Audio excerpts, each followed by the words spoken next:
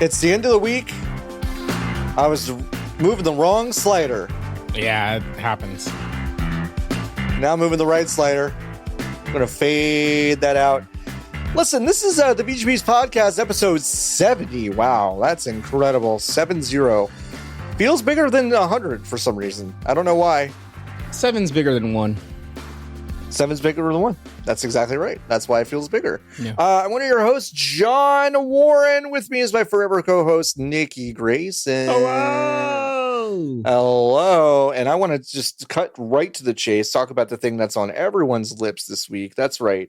High Potential nearly triples season 2 premiere viewership after 7 days with 28% year-over-year audience growth. I mean, I don't know about you, I'm Nikki. so happy for D. We're both kind of in the workplace. We're both kind of like back in society. Mm-hmm. I don't know how many times you got asked this week. I got asked 5 times this week. Yeah. John, what happened to the viewership of High Potential year over year from the season 2 premiere to the first one? And I didn't know the answer. I was so embarrassed like multiple times. I was like, I felt so dumb. Yeah. And then finally I went on Instagram and Deadline. Thank God for Deadline. You know, like they started me this thing that was like, High Potential nearly triple season 2 premiere viewership after 7 days of 28 year-over-year audience growth. I was able to go back the next day and go, hey guys, I'm really sorry. I fumbled that. I went back. I went on Instagram, did the deep dive, and I just wanted to let you know that Caitlin Olsen's police procedural High Potential nearly triples season 2 premiere viewership after 7 days of 28% year-over-year audience growth. Which is, I think that's just so beautiful. Yeah, when I went to it's the so fridge beautiful. For the first time this week in the office, there was just a big picture of Sweet D inside of the fridge. Just because we love, I guess as a company, Sweet D. love High Potential so much. So I kind of felt out of sorts, but until I found out from you, obviously. Right, obviously. And now, I texted everyone on the chain, basket chat, you and LB, everyone. Yeah, and now I'm one of the coolest people at work. So I appreciate it. Oh, that's awesome. Thank you. Yeah. Well, don't thank me. Don't thank me. That's all Deadline and Instagram. Like they were there with the story that, again, on everyone's lips. Yeah. And I just want to congratulate Caitlin Olsen in the ABC network. Yeah, it's on ABC. You can also catch it on Hulu. If you want to add to this growth, that's your shot. Now's your chance. They're clearly measuring. No, for sure. And like, they're looking. When else do you have the opportunity to be part of history like this? I have no idea. Why is every police procedural? Sorry, but why is every single one just like one smart person? Well, it's and then everyone else is kind of dumb instead of the truth, which is they're all dumb. They're all dumb because then it wouldn't be interesting television. I guess one of them has to have a little bit of autism, and that's the only way it works. There was a show called The Shield. There were 2 shows, The Shield and The Wire, where pretty much everyone was kind of fucking stupid. And they're 2 of the most highly acclaimed television shows of all time. But I don't think they work when you got to make 22 of them. Yeah, that's true. That's a good point. You know, 22 of them. And like that. Do you know the plot of that show? Of High Potential? Yeah, she has a really high IQ, and then that's IQ. Yeah, it's in the fucking trailer. She goes, yeah. Also, I have an IQ of 162. Yeah, and that's why she's good at solving murders. Stupid. But you know what? She's bad at being a mother. Yeah, she's bad at being a mom. Sounds like she's just autistic, gang, and you just didn't want to say that. You just didn't want to say it. That's right. That's what I'm saying. That's what that's what Nikki's saying, that autistic people are bad parents. You heard it here first. Of course, that's not what true. I'm saying. That's not true. It's not true. Not even remotely true. But Caitlin Olsen's character, Caitlin Olsen's character is well, she's not a bad mom. She's just down on her luck. Yeah. And she cleans the LAPD station. Yeah. And then she becomes a detective. 28% year-over-year audience growth. And compared to last year, that's up. I mean, they're in there clinking their champagne glasses, going like, "We were trash a year ago, and now we're up 28% year over year." And that's the kind of growth that you want, the kind of growth that you wish for. No, what's really on people's lips this week is, of course, Taylor Swift's new album that everyone hates. So let's, Nikki, I know that a few weeks ago when their engagement was first announced, you were very, very kind, had a measured response. I'm inviting you to not even jump in on this one. But I just want to say, I did listen to the song that she wrote about Travis Kelce's penis. I don't. No.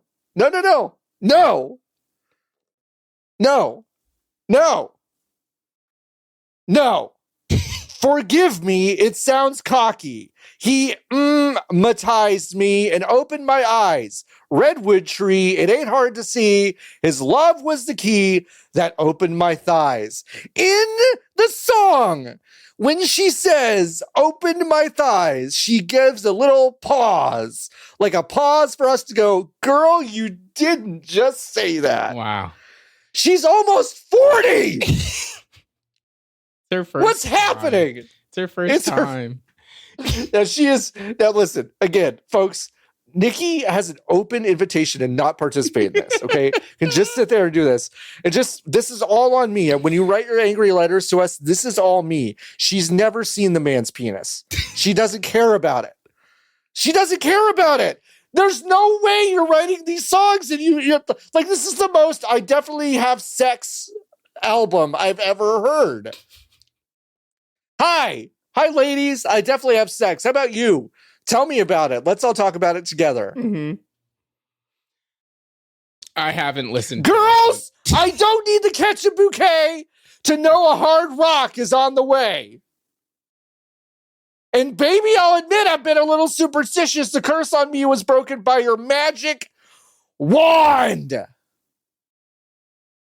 was the Hitachi money talking. Taylor, are you listening? Yeah. I hope you haven't turned it off. If you come out next week with a TikTok ad campaign for the Hitachi wand, turns this whole thing everything around. Everything I've ever said about you turns this whole thing around. Turns it all around. Yeah. Because that would be really funny. Yeah. Anyway. I listened to the first 30 seconds of the first song and I said, it's not a good one. I'm all right on this one. It's not a good one. She's not sad anymore. This is the thing. It's the thing. Is that the national they kind of got sad again, but they had an album not that long ago that was kind of like, their main guy seems happy. And that's not good for business. Yeah. No. You got to be sad. I pay for the sad dad music. Yeah. And we all want to hear Taylor be all forlorn. That's why people liked folklore.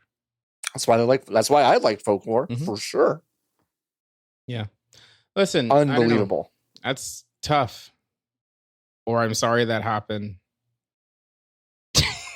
Again, Nikki wasn't listening. It's okay. Nikki is just absolved of all of that. I just had to say the things. I appreciate that you did that for me. And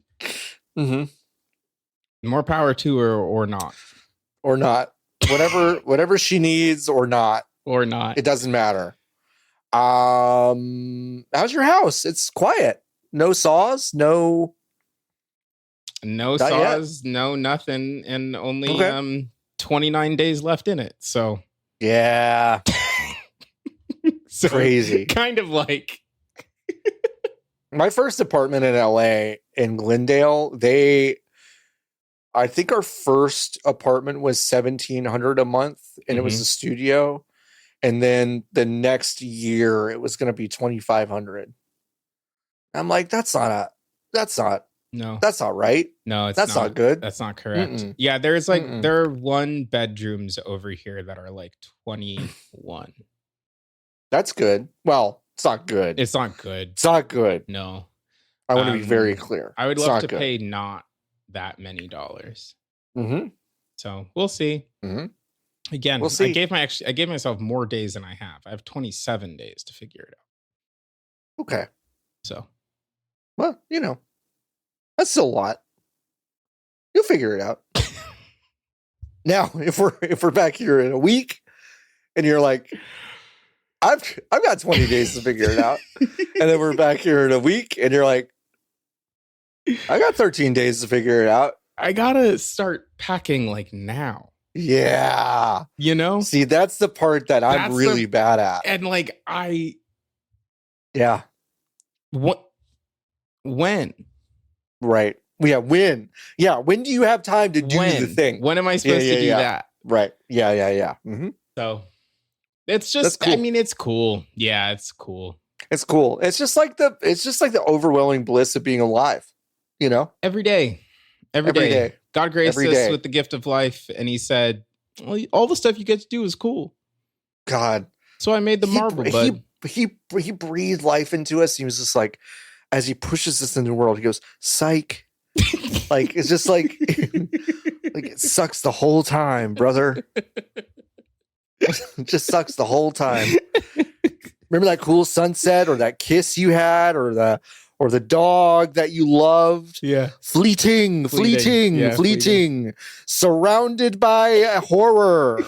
Surrounded by chaos. Surrounded by responsibility. And pain. Do you think God understood responsibility? I don't know if he did. No, he didn't. I don't think he did. If he did, he wouldn't have let his kid die. Who was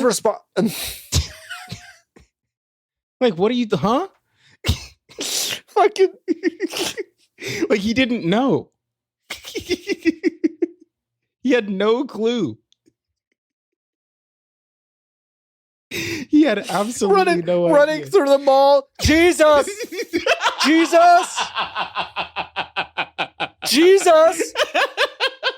Jesus! Runs out. Jesus gets pushed in a car. Just drives away. Jesus! Jesus loved those balloons. God hunts down the origami killer.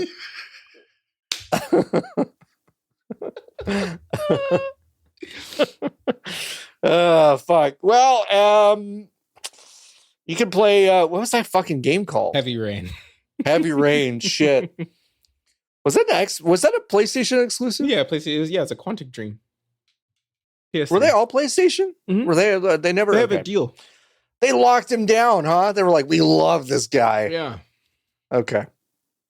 And then he hasn't released another one since. Well, a platform you can't play Heavy Rain on is Xbox, and I don't think anybody's going to be playing. If much you of were, yeah, if you were an Xbox Game Pass subscriber and have been living in a cave, guess what? All your shit's more expensive now by a large margin. Yeah. All the Game Pass, all tiers have been drastically increased. This is the email I got. Thank you for being a subscriber to Xbox Game Pass Ultimate. We are planning to update our prices to address changing market conditions. This price change allows us to continue to bring... Who's changing the market? Who's changing it? Allows us to continue to bring you more value and great games for the very best gaming experience. Starting November 4th, 2025, 1 month subscription price will be $29.99. That's an increase from $20 a month to $30. And they've scrambled since they announced this to basically say, okay, but by the way, yeah, remember, you get 500 games on Xbox, PC supported devices. You get new games on day one. Also, Fortnite crew, more EA Play titles, Ubisoft Plus, streaming games, and unlocking in-game benefits in League of Legends, Call of Duty Warzone, Rainbow Six Siege, and more of the biggest games. This is the most value prop shit I've seen tacked on to. What a desperation Hail Mary. But for what? But for what? Like, I don't like for what? Like, I don't understand what the angle is. The whole thing was like, well, all the games on here are, the math worked for regular people because you had to only play a game a month to make the money back. Yeah, 100%. Yeah. And it was fine if you were paying for the whole year, because the buy-in to then get Starfield or whatever day one was the peak, like the top line benefit. Yes. Now there are too many games in the platform, in the service. You have to play 2 to 3 games a month now for the math, for the money to make sense. Which and gang, what games are coming out that you're interested in playing day one? Yes, like after Outer Worlds 2, their calendar is Forza, which is coming to PlayStation as well, presumably at some point. And Fable, Forza 5 is, which is also going to, you have to assume, come to the PlayStation. Not day and also date, we have later. Also, we have no idea when. Yes, exactly. So like that. Yeah, that's what I'm saying. We have no idea when. They're announcing more Halo in 2 weeks. I think they said, which is obviously just going to be Halo 1 remastered, which will also be available on the PlayStation, where you can just pay the $50 or $70, who knows, and then be done with it. I don't understand. I don't get it. It's twisting the knob on an audience that already was like, I don't even know if I need this anymore. I don't even know if I need this. I had more conversations with quote unquote normies, and I mean that with love, this week, who were not only aware of this, but had either canceled it that day, or were in the process of canceling it when we talked about it. Yeah. Like, this was something that was universally reviled. Yeah. And I didn't talk to a single person that said, well, that's still a pretty good value, because it's $360 a year for Ultimate. Now, all the other tiers also saw increases, but that's the one that is for $30. There's absolutely no fucking way that that's worth. No.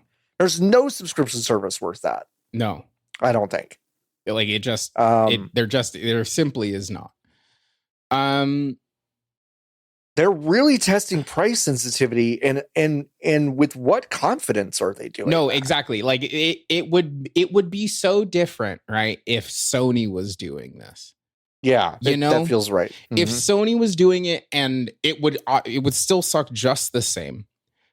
But they are the market leader and could do whatever. Yes. This is being like, I'm trying to think of like what this is like.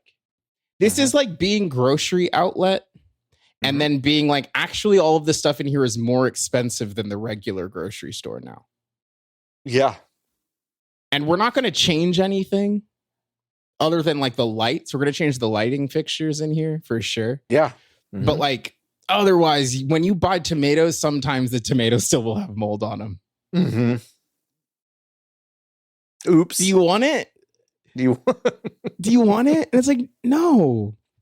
No, like, I don't. I don't know. I think like, I do also think that there a non-zero part of this is that I didn't pay whatever the real price was for Game Pass for 4 years. Yeah, right. And I know a lot of people were not in the same paying boat. Whatever the real price for Game Pass was, because there were like every 2 months there was some sort of loophole where you could buy regular gold cards on Amazon and then upgrade them and convert them to Ultimate for $1 or whatever. And I had strung those together basically for a chunk of 4 years, and then I was paying it until whenever the BDS started. So like. Like, it was a long time. Yeah, like it was a long time. And for a while, I was legitimately like, yeah, no, this makes sense. Like it does actually make sense if you play the video games that you think you're going to play. If it circles the square for you, then yeah, it makes sense. It does not make sense anymore. It does not make sense anymore. It doesn't. What you're getting out of it, the Fortnite crew shit and stuff that, as far as I knew, we were already getting. I mean, a lot of this Ubisoft Plus and, EA Plus stuff. Like I'm pretty sure I was already getting most of that with Xbox Ultimate. But that's the other part of it, Nikki, is that like I frankly couldn't have told you what I was really getting out of Ultimate. And what is so weird about this move is that now you've made me go, well, what was I getting? Yeah. Was I actually using it like to its fullest extent? And the answer is definitely no. Mm-hmm. And then it becomes this very easy math of like, well, I don't even need this at $20 a month. No, I don't need this at $10 at $10 a month. I don't need this at nothing. Yeah. Like this is not something I need. And they have failed so spectacularly on making this what was once the fucking premier way they wanted you to play Xbox. They wanted you to play Game Pass games on any device and all that stuff. And now they are fucking treading water in the middle of a tsunami. Mm-hmm. And I don't, but they're sitting there like, we're like, do you need a life raft, floaty? And they're just like, we're good. No, it's like, this is like, this is so desperate and strange that I don't understand what possible good could come out of it, because we already know that, we saw the fucking graph that was like, searches for cancel Xbox Game Pass have had a 4-year spike that has been well beyond its previous peak, which was a few years ago. So that they're hemorrhaging money over this. Yeah. And it also just like you don't need to have to play the free to play games that people are playing on these devices. You do not need to pay them money. Right. So the only game that they don't make Halo anymore. So the only game that is on the Xbox that you could conceivably need to pay for gold, like what they are, like what gold used to be, which was is the ability to play the video game online, is Call of Duty. Mm-hmm. Okay. Mm-hmm. If you get Call of Duty day one, it is not worth 360 American dollars to get Call of Duty day one. Mm-hmm. Last time I checked, more players are playing Call of Duty on the PlayStation anyway. At which point, which to be fair to Microsoft, they are getting the money. They're getting the money on that side. But like, okay, so then wouldn't you incentivize people to come to your thing by making it cost less money? Mm-hmm. Right. Instead of costing more, it just costs more money. It just costs more money. Mm-hmm. Mm-hmm.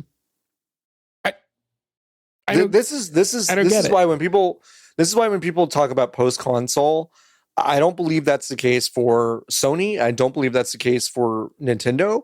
I do kind of buy that this is maybe the case for Microsoft. Yeah, no, because I just don't. I don't know what good them coming out with another box does. Like I just don't. Like it is just, because it's just going to be their last go is just going to be a Windows PC. Mm-hmm. Yeah, it's just going to be a Windows PC called an Xbox, and then they'll do it once, and then that'll be it. Like I think they do one Windows PC called an Xbox, and then they're done, and then it's just the Xbox. Xbox turns into the brand that publishes video games for the PlayStation and the personal computer and the Nintendo Switch too. And that, to be clear, that's going to take 10 years. Like that's not like a short term thing. No. But like they're charging $1,000 for the Roger Ally X, and they'll charge Roger Ally about $1,000 for the PC. And then they'll be like, well, if you want to pay $360, you can. But like, you don't. Like that's the other thing, right? It's like they're very clearly positioning this so they can be like, well, it didn't work. So then they can kill it. Yeah. So, which is incredibly funny if you're Phil Spencer, just sitting there. Like I just don't. This was it didn't cost as much money and it wasn't as dramatic, but this is really akin to Zuckerberg throwing billions of dollars at metaverse stuff and it spectacularly failing, and there are no repercussions for him. And it doesn't seem like there'll be any repercussions for Phil, even though this was entirely his baby. The most disastrous years that Xbox has been under his watch. And it's just nuts. If you're still really into cloud gaming, they're also testing an ad-supported cloud gaming that you don't need a Game Pass sub for. Okay. So if you want to play some more games in the worst possible way, and you get interrupted by ads. Okay. Look no further. They're testing that out. So that's pretty cool. I was out before I found out that there were going to be ads. But now I'm in. Now you're back in. Yeah. Because you want to know what they're going to be like. Who's in that ad network, you know? Like, I'm very curious. Could be anybody. Could be anybody. Yeah, this is nuts. I don't know. Alina Khan even fucking weighed in. I don't know if you saw that. She was basically like, this?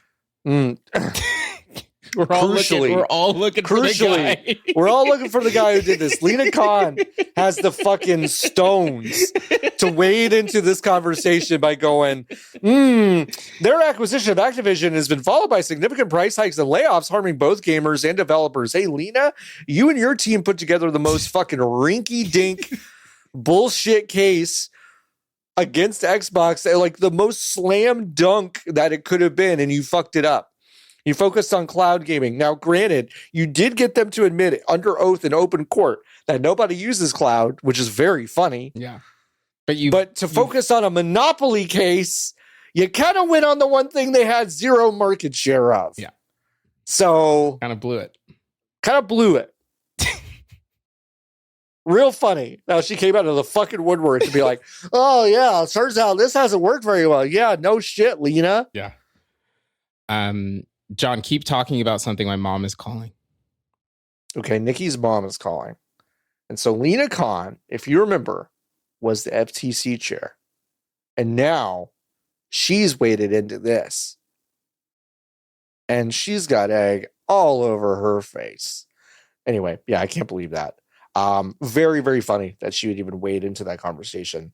All the other tiers also get increases. So in case you thought, oh, it's only Ultimate. No, it's not. They're getting rebrands as well. So Xbox Game Pass Core is being rebranded to Xbox Game Pass Essential, and the standard plan is now Premium, which doesn't that feel premium? And it's just absolutely ridiculous. They should have renamed them to the octanes of gasoline. Ooh, I like that. That would have been good. That would have been nice. You know? Unleaded plus and premium, right? Mm-hmm. Yeah. Xbox Game Pass unleaded. Oh yeah, I've got the Xbox Series S. Does that require premium or no? You can put 89 unleaded. You can just put 89 in that. But if you have an X, you got to put 91. Yeah, we gotta put 91. Okay, fuck. All right. Yeah. It's the price of the premium. That's the price of the premium. My mom told me for a long time that I had to fill up my car with premium. I mean, it depends on the car you got. Yeah, but not minivans. Your car. No, not mine. No. My Mini wanted at least middle gas, and I said, "Really? Yeah." Wow, it's a BMW. So weird. Oh, okay, I guess that makes sense. I said, "This is annoying." It's pretty fucking annoying. Mm-hmm. And I got rid of it. Now I put piss in my Prius, and it runs great. So doesn't even matter. The PC Game Pass is going up from $12 to $16.50 a month, which doesn't make any sense. Okay, that's the one that makes sense still. Mm-hmm. Because if you do PC Game Pass, you still get the stuff day one. Yeah. So then why didn't they make that one also cost $35? Well, because you're not playing Xbox. But they own Windows. I know. I know. I'm aware. I set up a Windows PC yesterday. Yes. Yeah. It's been a while since you've done that. What a nightmare. Mm-hmm. You can't turn the computer on without logging into a Microsoft account. Yeah. And when I Googled how to not sign into a Microsoft account, they were like, if you click past the screen where you are allowed to open the command window to type in the console command to let you skip it, you can never do it unless you reset the computer. That's crazy. When I turned it on, Gandhi was in the search bar. There was a small PNG. Mahatma Gandhi? There was a small PNG of Gandhi sitting in the corner of the search bar at the bottom of the screen. It took me 5 minutes to try to figure out how to turn that off. Okay. As soon as I signed up, like 30 minutes later, I got an email from something called Microsoft Cashback saying, welcome to Microsoft Cashback. I didn't sign up for Microsoft Cashback. I don't know what that is. At my workplace, I accidentally signed up for a free trial of some sort of like massive data program they have. And it was like a one-click thing, and I misclicked it, and it's just like, it's like, obviously we're not going to get charged or anything, but I felt like it sent a notification to someone at my workplace that was like, hey, by the way, John just activated the blah, blah, blah data. You might want to look at his stuff at some point. No, there are the whole ecosystem is fucked up. Do y'all have to use, maybe this is too much, you don't have to answer this. You have to use like Teams or anything? GChat. Okay, thank God. Yeah. Thank God. We're not a Teams family. Okay. Teams is so bad. I will say it's crazy that there are dark patterns in the setup flow for the computer, for the operating system of the computer. There are dark it seems bad, huh? They advertise to you. They advertise OneDrive to you in the startup in flow.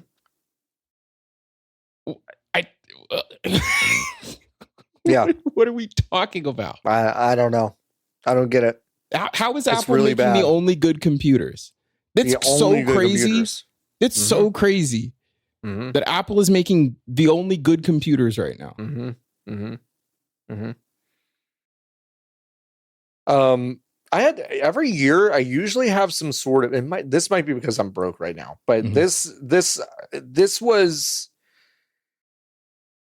the first year that Apple came out with an iPhone that I didn't even ask the question to myself. Now, was it because of the Zoe Saldana ad? Maybe from T-Mobile. Yeah.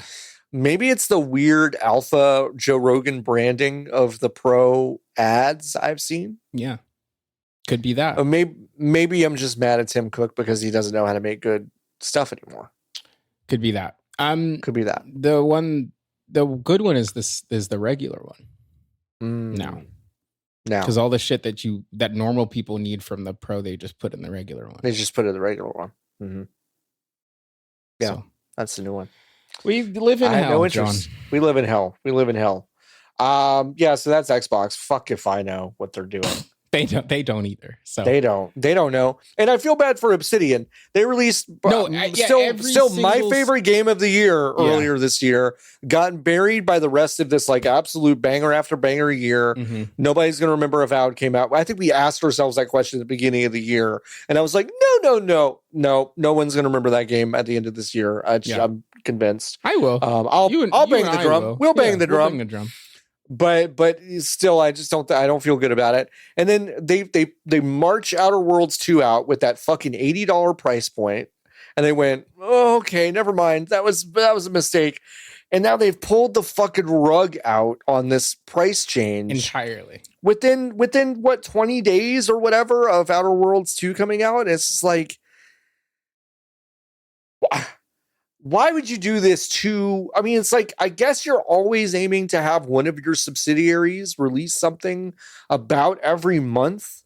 But I don't. Which is why they bought all the studios from. Which is why you buy all the studios. But I'm also like, why wouldn't you do this to Call of Duty when it doesn't fucking matter? Like, people are still going to be playing Call of Duty. John, that requires foresight. I know. They don't have that. I know. I know. Yeah, obviously, but like, I mean, I just don't get it. I'm like, do this during the window where every fucking frothing teen is like, I don't care, I gotta have my shit. Yeah. And not the fucking indie game. It's not an indie game anymore, but you know what I mean? Yeah. Frustrating. Cookie crumble. Let's see what's going on over at Electronic Arts. It's being taken private. Remember, okay, $55 billion is crazy. 20 billion of it is debt. Which, folks, friend of the show, Jason Schreier, did some napkin math for us. Figured out that at a 6% interest rate on $18 billion, which is when you take out the $2 billion backup liquidity that basically gets chunked out of that $20 billion in debt, that's more than $1 billion in yearly payments on that debt. Well, it's good because they make $1 billion every year, obviously. They make half of that. They make less than half of that. No, sorry. They make just over. What am I trying to say here? Well, what's the number, John? 1 billion yearly payments is more than half of what their EBITDA is. So basically they've got very little runway after they make that $1 billion payment.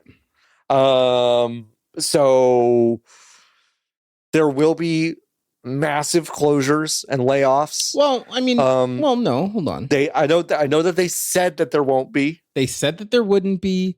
Madden's better than it's ever been. People are loving this year's college football. You've got another Mass Effect on the way. Yeah, you've got a new Sims definitely coming game. out. You've got definitely a skate game that just came out, and everyone can't stop spending money in. People are loving FIFA. Yeah, the Saudis and Jared Kushner own EA now. It's so crazy.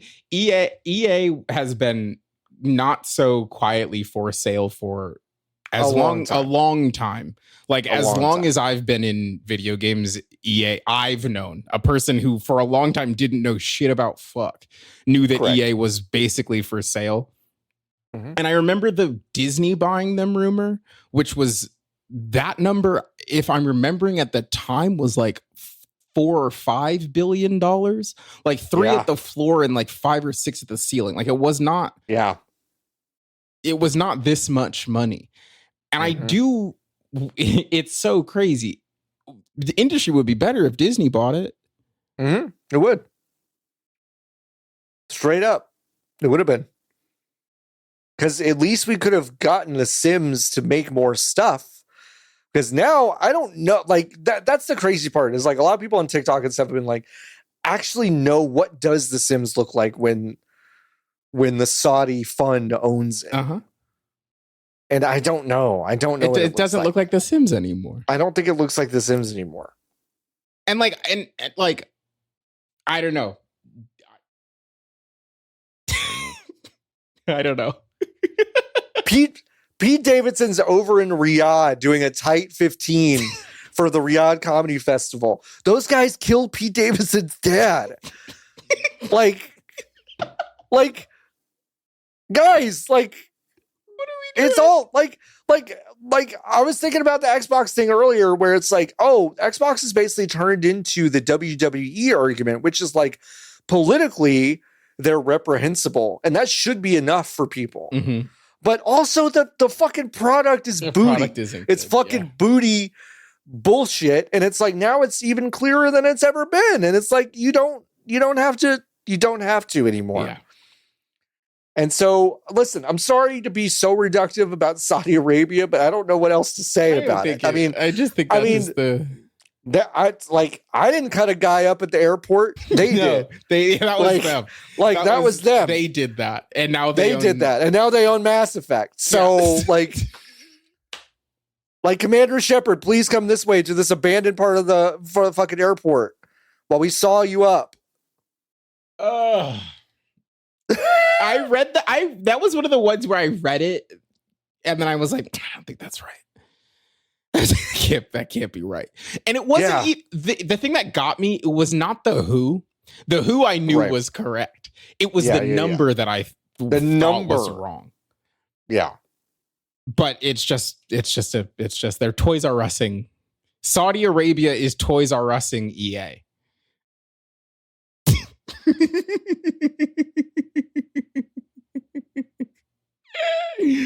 and I think the question emerged of kind of like what does EA get out? What does the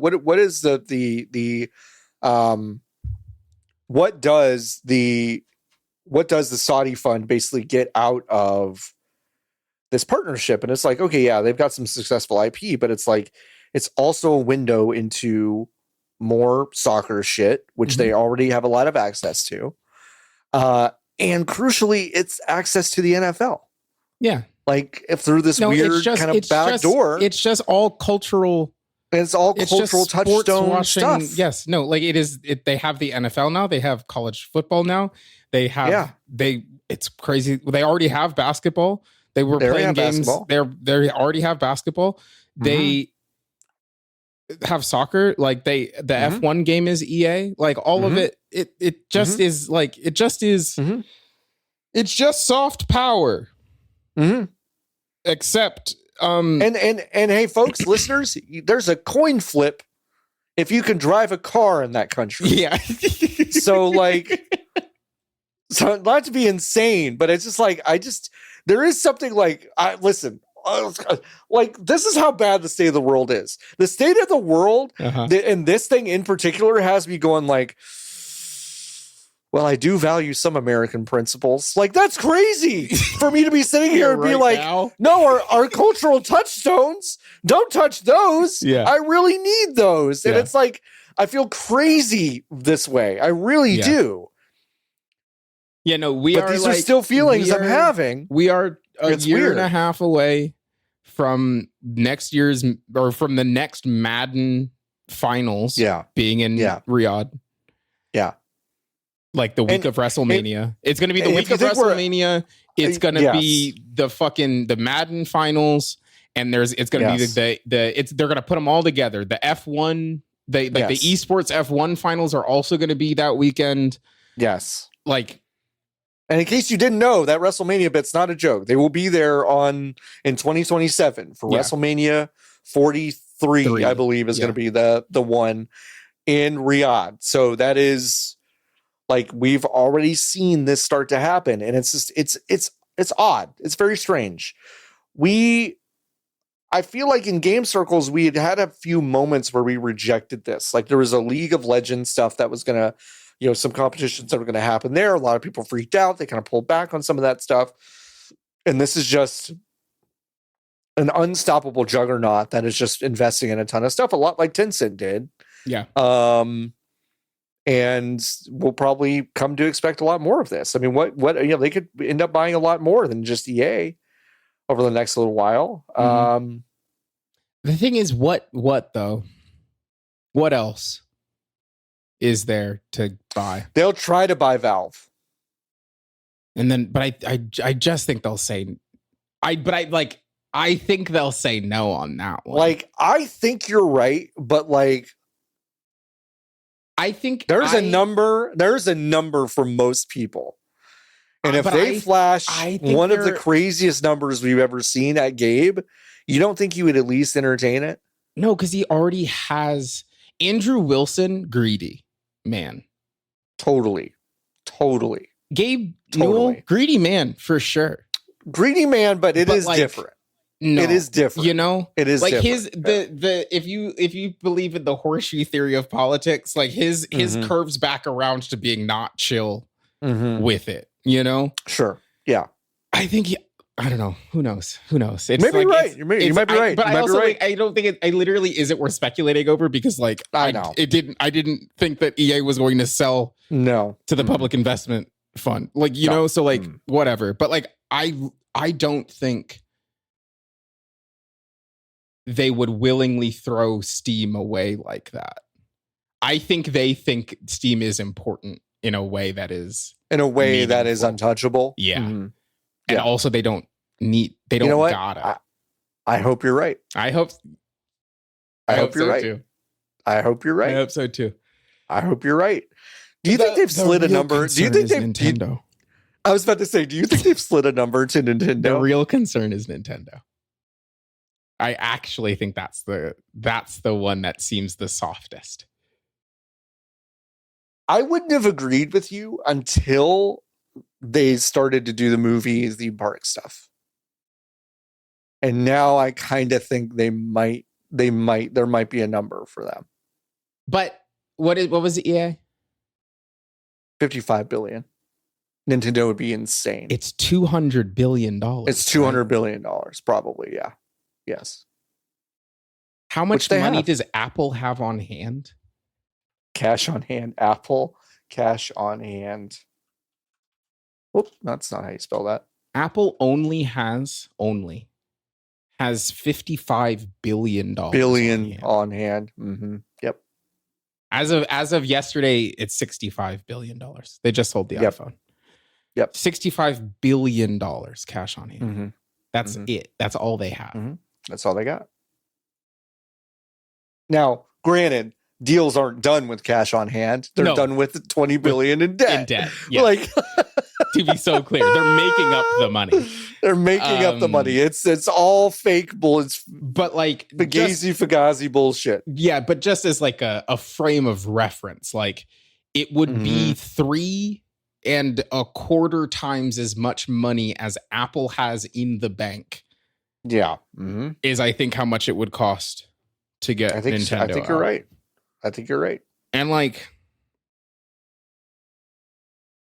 okay, let's continue that conversation. Yeah. What about Apple? Mm-mm. You don't think so? I don't think so. Ooh. You think so? I know this is stupid, but if you deliver something made out of gold to Donald Trump, you got a number. You've got a number. Fair. Like you're a fucking loser. You've got a number. But do you think it is worth? I'm trying to figure. Well, other than they make the phones, so you'd have the phones. Yeah, they make the thing that everyone has. Yeah, they make the thing that everyone has. I don't know. That one seems so much harder to believe to me than Nintendo. I would put scary thing I'm about to say on a scale of 1 to 10. I put Nintendo at like a 5. Do you really? Yeah. 10 being the most likely, you mean? Yeah. Yeah. Okay. In my lifetime? You think so? You think what do you think are the events that lead up to that? Do you think Miyamoto's like, I'm done, I'm out? It's time for me to retire. I think he's gonna die. You think he's gonna die and then they're just gonna sell it? No. No. I don't. I think he's going to die in the role. Oh, you don't in the role. Okay, yeah. I think he will retire, but like I think he will be very old. He's really old now. He's like 70. Yeah, he's pretty old. Right? Yeah, and he's still I don't think he has very many years working at Nintendo left in him in a real capacity. He's not really directing games anymore. Anyway. No, he's in charge of the movies and stuff. Like, he's in charge of the experiential stuff. But like, in my lifetime, I don't think I would be surprised. Is why I'm at a 5 on it. That would be a lot of money for the people involved at the Nintendo corporation.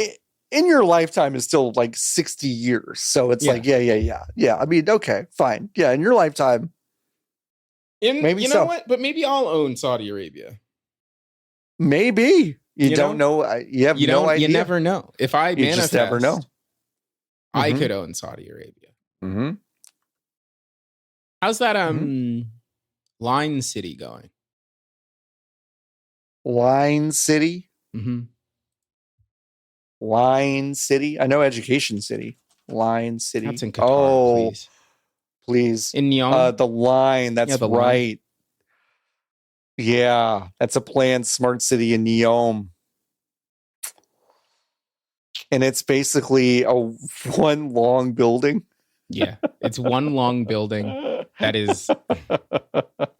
They want to put 9 million people inside of a 34 square kilometer building. They basically want it to be like they basically wanted to be like the fucking Citadel on Mass Effect or something. Yeah. Just a big progress on the line. Okay, here we go.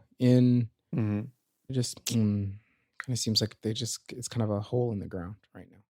Yeah, the alleged 2024 scaling back is a Wikipedia headline for them. Foreign direct investors, okay, okay, and not bought into the Crown Prince's vision, which is a really funny line. Well, it's because I think you know what? Because I think it's a stupid idea. It's a really fucking dumb idea. Really dumb idea. Hey, Prince, it's a really stupid idea. Yeah. There's also a section that's called Concerns about Policy and Human Rights. Huh? Which you could just copy paste on any of these projects, yeah, I think, probably. No, for real. Yeah. According to architect and urban planner Etienne Bouabdou, the 3D images presented are not classical 3D architecture images, and the designers of the project have rather called upon video game designers. The plan included, quote, a lot of technology we don't have today. It's very, very funny. This is really, really funny. I'm learning about another Neom project called Trojana. Mm-hmm. Okay, I'm looking at this. I'm looking at this right now. I cannot stress this enough. The desert. Saudi Arabia. 3 months of winter snow skiing is what they're guaranteeing. 30 plus kilometers of ski slopes. Saudi's interesting. They're like, what if we terraformed our own country? Which is like, kind of interesting. It's kind of interesting. Clear, yeah, is cool. If they weren't doing it,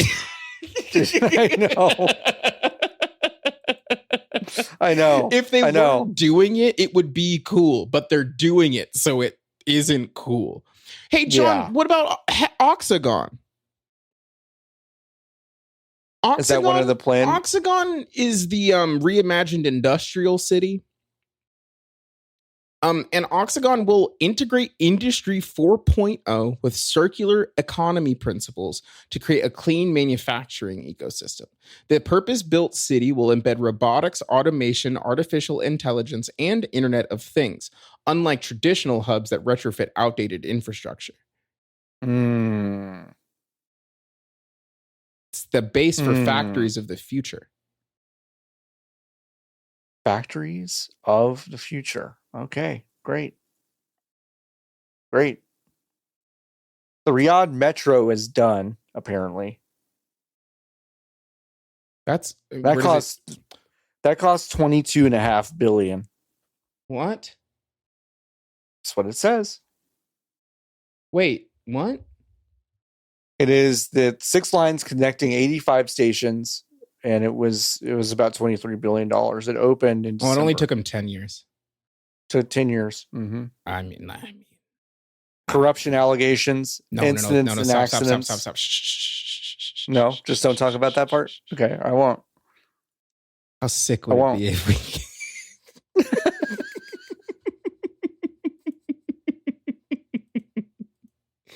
I'm just saying. I think we could do it here with no slaves.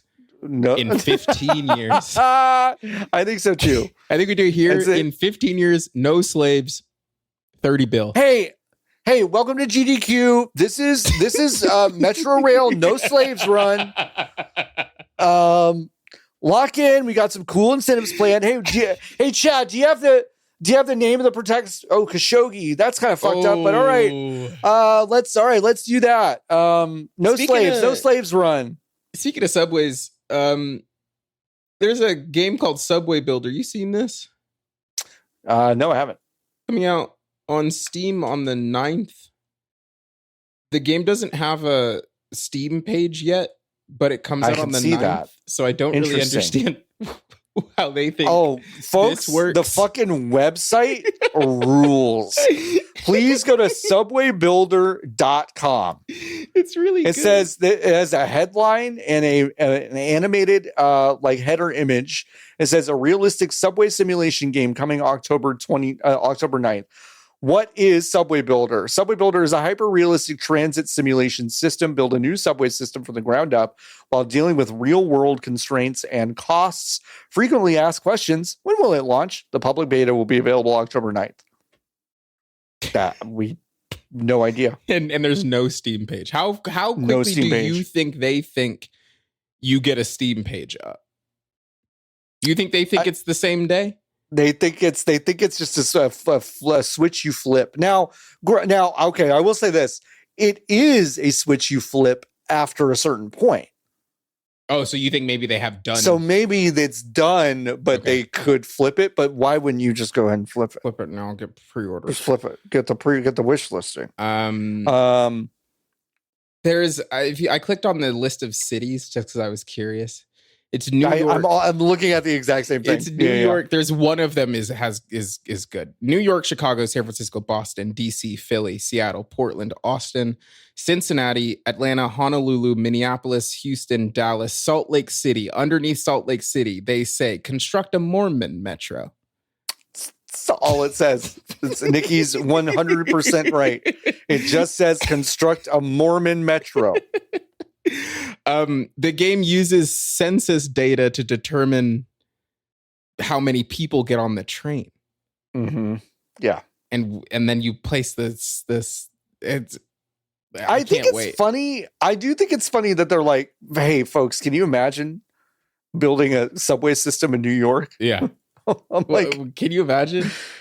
But I think there is some fun there because I would. No, there's some. I would take another stab at it. Yeah. Like if I were to, I think everybody would. I think everybody would another stab at it. I'm in the subreddit and he says that it's going to run on Mac, so that's exciting. Amazing. For me. That's super exciting. 10 years and they built 85 stations, 109 miles of rail. Mm-hmm. Mm-hmm. Unbelievable. And again, they only were able to do it because they used slaves. But slaves. There's no but. there just isn't a but. Now, Skip, you know I hate slave labor. But trains are clean. Oh, God. Let's talk about some video games besides Subway Builder. Super Mario Galaxy 1 and 2 are both available on Switch and Switch 2 as of today. Guess what? Super Mario Galaxy 1 was already fucking available to you if you'd picked up the All-Star Collection, which I already had. So I did pick up Super Mario Galaxy 2. That game is really great. Yeah.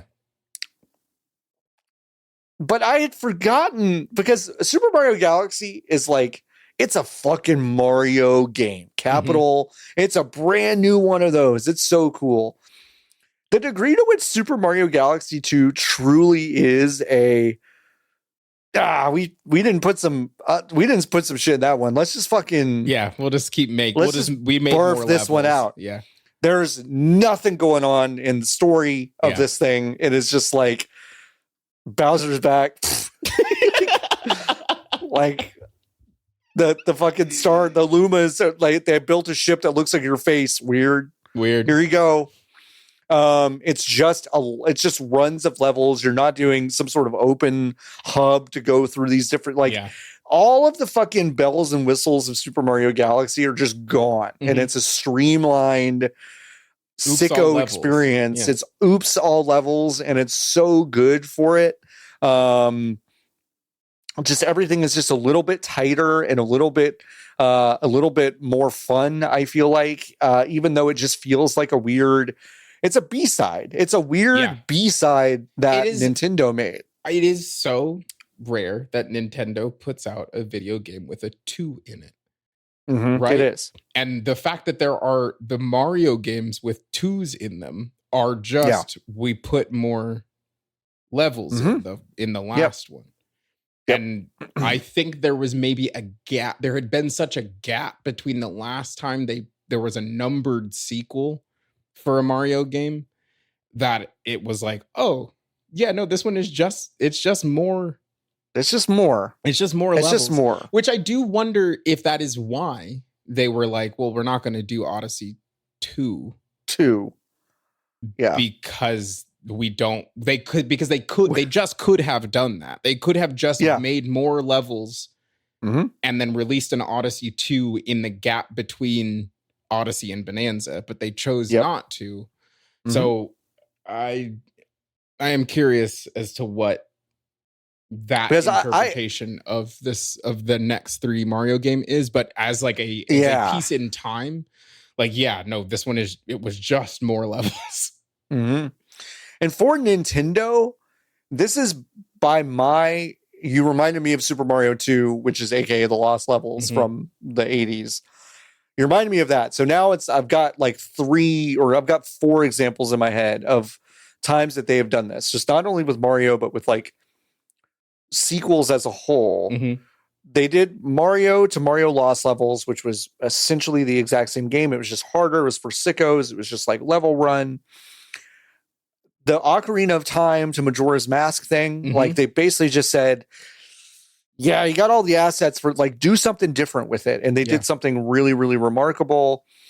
You had Mario Galaxy and Mario Galaxy 2. And then I would argue that Breath of the Wild and Tears of the Kingdom is the same thing. And it's weird how strange all of those games are in ways that it doesn't feel like Nintendo is allowed to be strange about with anything that is just kind of oh, this is our standalone thing. This is what we use the R&D for. Ocarina of Time is so straightforward and it's so classic and it's I think it's really accessible. And I think those things really benefit it to a large audience. I understand why it's thought of as a classic, but for sickos, Majora's Mask is really, really fascinating and it didn't take them long to put it together. But, it's it's interesting to see that also kind of happening with Galaxy 1 and 2. Yeah. I don't know. And they don't do it with Pikmin, right? Pikmin 2, 3, and 4 they are more Pikmin, but not more Pikmin different, Correct. They are not format changes. But the games that you mentioned are format changes. They use the same language, but they are presented to you differently. But Pikmin 1 through 4 are the same. You saying that makes me go, it would have been so interesting if there was if they did that with a Paper Mario, but they forgot how to write those, or they forgot how to make those. They didn't forget how to write them. They just forgot how to make them. So that complicates it. But that would have been really cool. Star Fox 64 2 could have so easily been there. But then Star Fox 2 is one of these things, right? Is one of those, and it was lost. It was lost, but it was okay. Well, we made this, and then we made a roguelite, really early. Yeah. So it is a thing that they do frequently, or they do not do frequently, but when they do it, it is really interesting. And it almost makes me go, I mean, it's listen, I'm not Nintendo shouldn't operate any differently than they do because they obviously do everything really, really well. But it makes me want there to be a team for every major release that just goes and fucking plays jazz. Yeah. And just sees what happens. I mean, because I think it's really, Galaxy 2 is a really special game because it's just, they didn't seem to give a shit about needing to provide us with a classic capital M Mario experience. It's just kind of fucking whatever, dude. Just go have fun. Yeah. Which is why also Bowser's Fury feels so cool, right? Yeah. Because that's very clear that they were okay, well, if we're gonna get back in the bones of 3D world, well, what can we do the fact that we're is there anything we can do with this? And they got in and then they did something. So I think it would be interesting. Yeah. So we'll see. That's a good game. It's $40. And here's the thing. There's no other way to play Super Mario Galaxy 2. There's no other way to play Super Mario Galaxy 2. So you gotta pay the $40. You gotta pay the $40. Yeah, it's so weird. There's no other way to play it, and the controller setup is definitely totally different between the way you can't play it at all and the way they're providing you to play officially. Right. Yep. So just know that. Tough. Who's to say what could possibly happen? Speaking of, I did actually fire up Final Fantasy Tactics Ivalice Chronicles this week. How was it? Gotta say, I might have been wrong on this one when I was saying, like, ooh, you get like, I can't believe this cash grab. Yeah. Fucking bullshit. The voice acting adds a lot. It's really nice that everyone has voices. The opening cinematic, which is like something I usually don't give a shit about, but like they've made such a gorgeous redo of the opening cinematic for Final Fantasy Tactics, which involves a lot of people on Chocobo back, like riding through the woods and through this, through the forest and through this river. And it's just so beautiful. It's really, really well done. Just kind of getting my feet wet again with, the class system and all the cool jobs and the battles are super tactical and great. It looks good. It feels good. The UX actually really looks good. For some reason, Square finally decided to like do a remake where they actually gave a shit about the UI, which I thought was huge. Was huge. That's huge for them. That's a big part of it.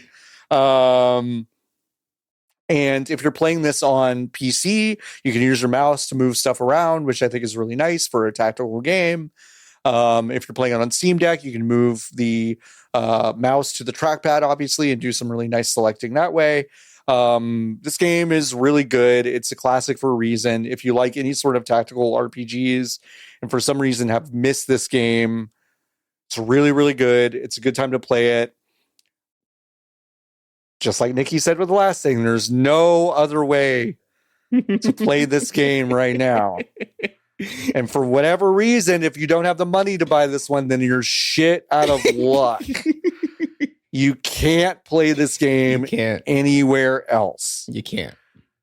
But if you have some scratch lying around and you want those voices and all that stuff and the graphics look better, it is good. I've been playing this on Steam Deck and it's a lot of fun. I was probably premature about my disgust for this remake. So it's pretty good. It is pretty good. It's on me list.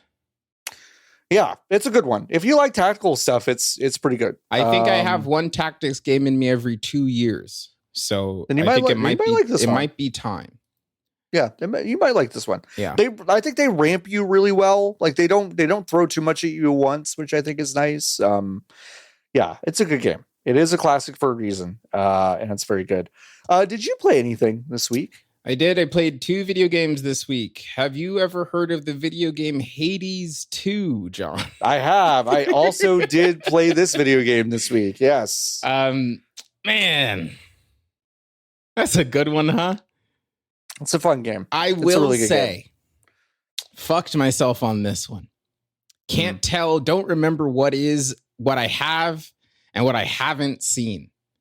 Yeah, I played a few hours of this after playing the early access, deeply considering nuking my save and just starting over. Yeah, thinking about it. But my concern with that is then I will have to start the video game over. Yeah, which I don't want to do either. I don't really want to do that. Mm-hmm. Yeah. So I trust that Supergiant has understood that I have already put in 60. Hello, I'm Apollo. You haven't met me before. I think that perhaps they might. That's kind of what's happening. Because I've put in 60 hours already, and the game wasn't done. Right. So I think that when I start to see new stuff, hopefully you'll know. But I did fight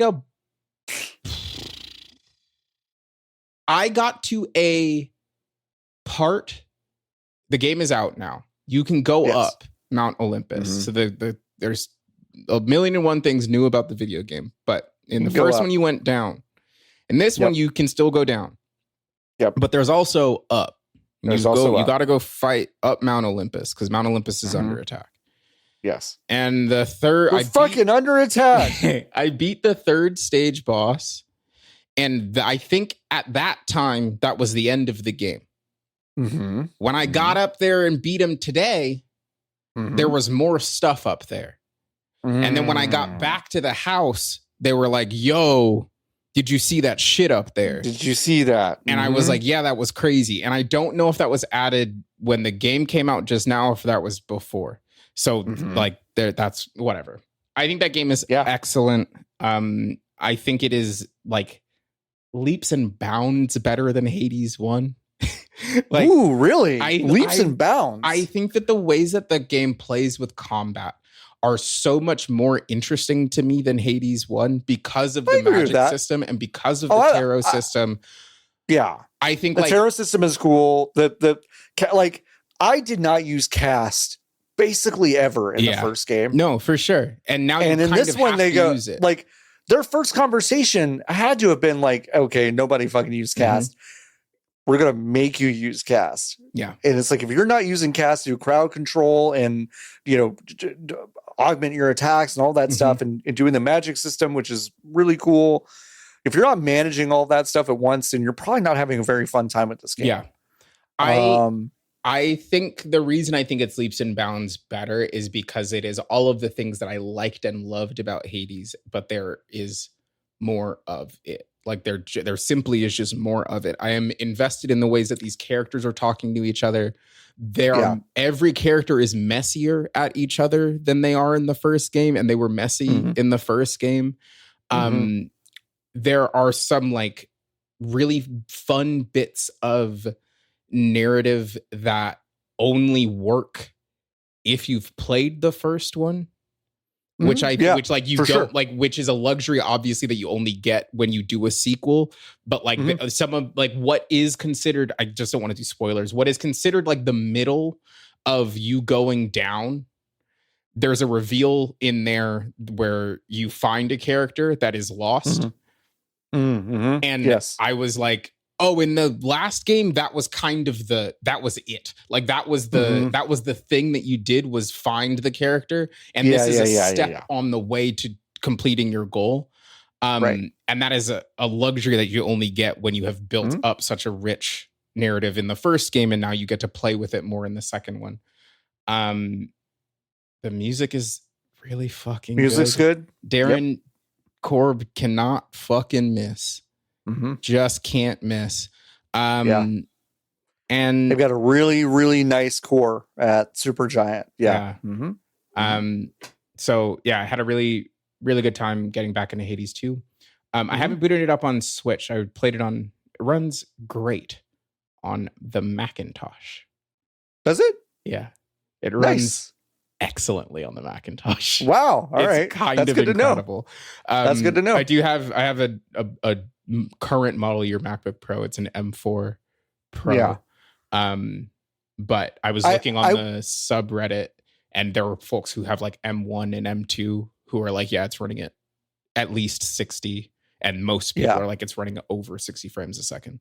So yeah.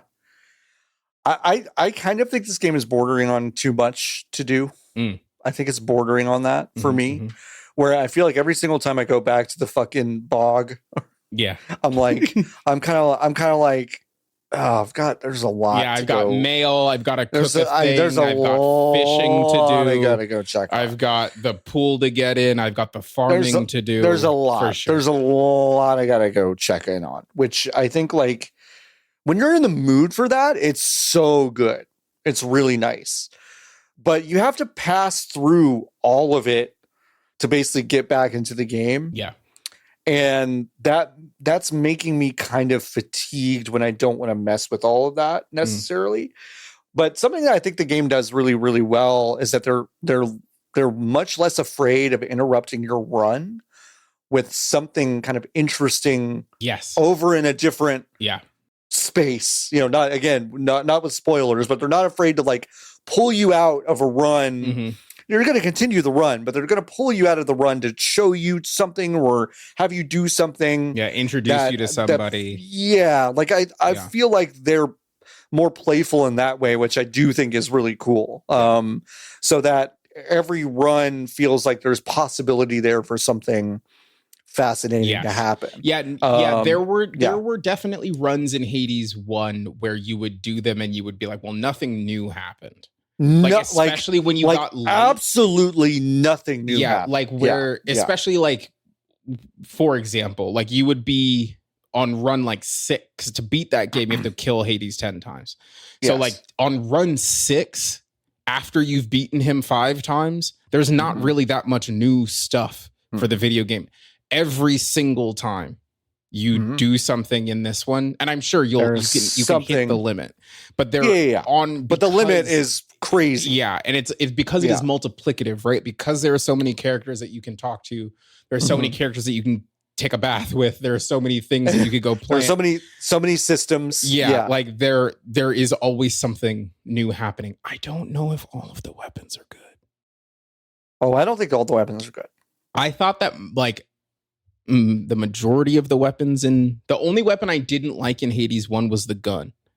I didn't like the gun either. You and I are same way. I think that the weapons in this game, the daggers are really good. The daggers stick is really good. The stick is fun. I had fun for a nanosecond with the axe, but it's really not my jam. It's not the way I want to play this. There's the fucking flame sticks. I kind of was like, oh, the flames. I really don't like the wands. I don't like the flame sticks. I don't like the wands. I don't like the jetpack very much. Yeah, no. So weird, right? It's weird that I also feel like the weapons are kind of a miss in this one. Yeah, weirdly. And I wonder, to be clear,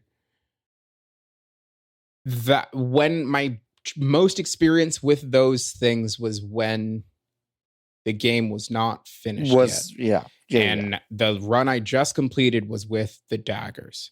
So before I make a final judgment, I need to play more with the what they are calling the completed versions of those weapons.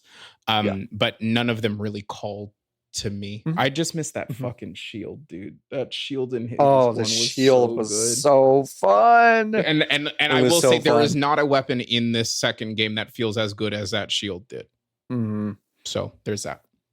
The shield is really good. To be so clear, the combat still really sings when you get in the flow. Yes, absolutely. So that's Hades 2. And I also am, I think, halfway through Consume Me. Oh, good. Which is a delight. I've described it as a delightful little game to multiple people this week. But then they're like, "What's it about?" And what's then it about? Say, "Well, it's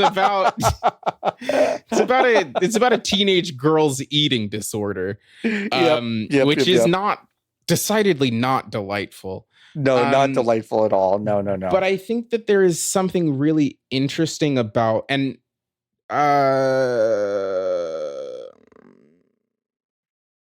Charles Hart over at Game Informer. I forgot where he worked for 2 seconds. I couldn't remember what the name of the website was. I thought you could. I thought you couldn't remember the man's name. No. Is a lot worse. I had Charles Hart. And I was like, what is it called? Game Informer, the magazine, which you can go subscribe to by going to GameInformer.com. You can right now. He put a review out today that I haven't read yet, because I don't know if there's spoilers in it, because he talks about the way that the game ends in the review. Yeah. I think that's what he mentioned on Blue Sky. So I was like, I'm not going to read it. But he said he didn't love the way that the game ended. And Interesting. I'm sure I can probably start to piece together. I have some guesses as to how, because it's not a very long experience. But I do think that there is something really, the eye on this needle is impossible to thread. But for the people who made it, I'm sure they feel like they threaded it. And because the story is so personal, I think you kind of have to be like, well, they did the thing. So it is a game about a teenage girl being a teenage girl, having body image issues, deciding that she needs to lose weight as pressured by society and her mother. School, like all of these things. And then it is an RPG wherein you start every single day that you play by doing Tetris, which is food that you use. You have like a food cap, like it's not, they're not calories, they're called bytes, but you have like a count, like a cap that you're trying to hit with the food that you're putting into your little lunchbox. That gives you energy to do tasks during the day. And the tasks are like, study for school. They are walk the dog. They are work out. They are go hang out with your boyfriend, like that kind of stuff, or go do the laundry, clean the bathroom, those kind of things. And there's like WarioWare-esque mini games that are these activities. The mini games themselves, I think, are really fun. They're really cute. Like you kind of the aerobics one is you click on the girl's head and her arms are bendy and floppy, and you have to drag her head into the spot and get her hands to be in the spot also, and they move the head and the hands kind of across the screen. It is the visual style of it, I think it looks really cool. But it's also very goofy. It is Cartoon Network positive to me. Like I just think it looks and flows really well. The music is excellent. I was trying to figure out who did the music, but the music is by Coda. And Coda has done the music for Video Ball, which is an all-timer for me. And I was sitting there and I was like, this is Video Ball-esque a little bit. And then I realized it's the same person. So the music is really cool. And yeah, I do feel like this game beat out for the prize for best independent game at the Game Developers Conference. Okay. Is the Seumas McNally grand prize. Okay. Here are the games. Consume Me won the grand prize. Okay. Here are the games it beat: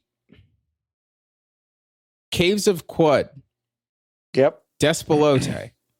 Yep. Indica. Thank goodness You're Here. And UFO 50. Fucking bangers. All of them. Bangers. It also beat Animal Well, Balatro, Blueprints, Mouth Watching, Nine Souls, and Tactical Breach Wizards. All crucially, all bangers. Yeah. So if you want to be cool, you should go get this game. You should go get and play this video game. Yeah. Does it because it won an award, does it mean it's like inherently better? No, that's not what I'm saying. No, it doesn't. But we understand why it won that award, and it's doing some really interesting stuff, I feel like. Yeah. And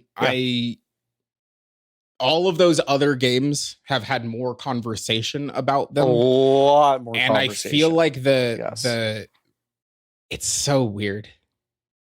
It's so weird. I just in our Discord we had a little bit of a conversation in our Discord about discourse, like the concept of discourse. Yeah. In a way that I think was very productive, and we talked it out. Yeah. But this one feels like it is a space primarily not employing anymore people who look like the people this video game is made by and are in. Looking at this game and saying, well, this one ain't for me. And then the people who have played it, who do have jobs in games media, are like, well, there's nothing for me to say about it, which is also damning. So this one feels like I'm upset, actually, that there is not more discourse about this game. Because it is representative of both a failure of like whatever like mechanisms put video games in front of people. Yes. But it is also a sign of a dying or dead games press. Yes. That there are not enough people for whom they look at this video game and see themselves or see experiences that they are familiar with and say, I am going to write 900 words on this video game on the website fanbyte.com or on the website kotaku.com so that people hear about it and find out about it. Mm-hmm. Because this game, you know what it does? Runs excellently on the Macintosh computer. So the number of people for whom this video game is available to, is immense. There are college kids across the globe with MacBook Airs who are trying desperately to play a video game and would be so excellently served if anyone told them that this video game existed. But we do not have a healthy press such that is possible anymore. There is discourse also about kind of something you touched on of like, okay, because someone was affected by the themes that are in Consume Me, they should pick up the torch and do it. Well, I think the people who have no fucking idea what that was like should also pick this up. I know that's not what you're saying, but I'm also saying like you should. But I'm also saying like, but I remember when Vimba came out, and a lot of the high profile articles were mostly by people who had been selected by publishers, for better or worse, like mostly for better, but also like I can see some issues here of people who were directly impacted by the themes of that game. That game is about, you're a child growing up with Indian parents in a suburb of Toronto, I believe, and doesn't really matter where it was, but it was in Canada.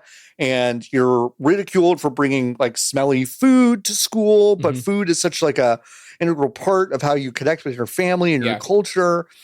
And it's a beautiful, like an unbelievably beautiful and heartbreaking story. And it's so fun and colorful. And it does remind me a lot of what Consume Me is also doing. It won the award last year. It won the award last year. And it's kind of the same deal where it's like, I don't feel like enough people talked about Vinba, but weirdly, more people talked about Vinba than Consume Me, which is and it's also, which is kind of weird. And I think that speaks to your degradation point of like, we've even degraded since a year and a half ago. Yes, exactly. This is we just don't even have the people who can be like in Venba's case, right? The leg of the sickness, the arm of the sickness, right? In Venba's case is that we can't even do the simple child level empathy of food is important crazy to everybody. Food's important to everyone. It's the reason why we are all here. My white ass was sobbing at a part in that game, and I'm just like, is it just missing for most people? I guess it is. That's the thing. I think it is, right? So compounding that with this, right, which is a game about an issue that is taboo, that every single person, everyone deals with. Every single person on the planet has experienced some flavor of disordered eating. It's just it's the nature of the beast of being alive. When you're like, I'm not hungry, and you haven't eaten, that's disordered eating. That's just what that's alive. Okay. But we don't even have those. We don't have people anymore to even do that. Which is a bummer. So I just know that this game's not going to end up on anybody's list. Because nobody's gonna be writing lists anymore, but like the game's not gonna be high on anybody's list. But it will be high on mine. And if it's not that long. I think I'm halfway through. I think it is probably 6 to 8 hours. Yeah. I'm not sure, but I'm pacing wise, I'm thinking I'm halfway through. So there's that. Did I play anything else? I'm trying to think. I mean, those are two big ones. Two big ones. I booted up Fortnite. No, fuck Fortnite. Wheel. America's game.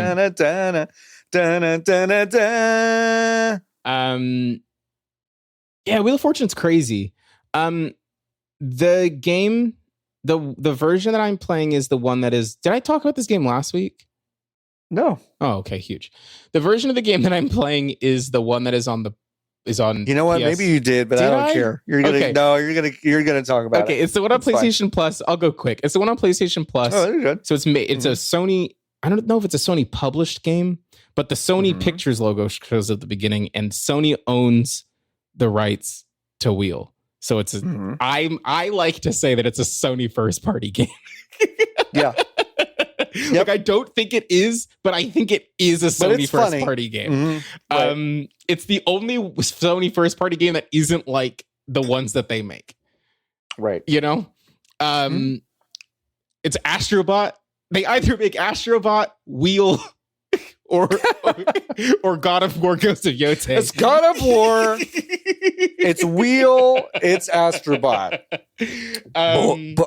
Boy. Buy a vowel. Spin the wheel, boy.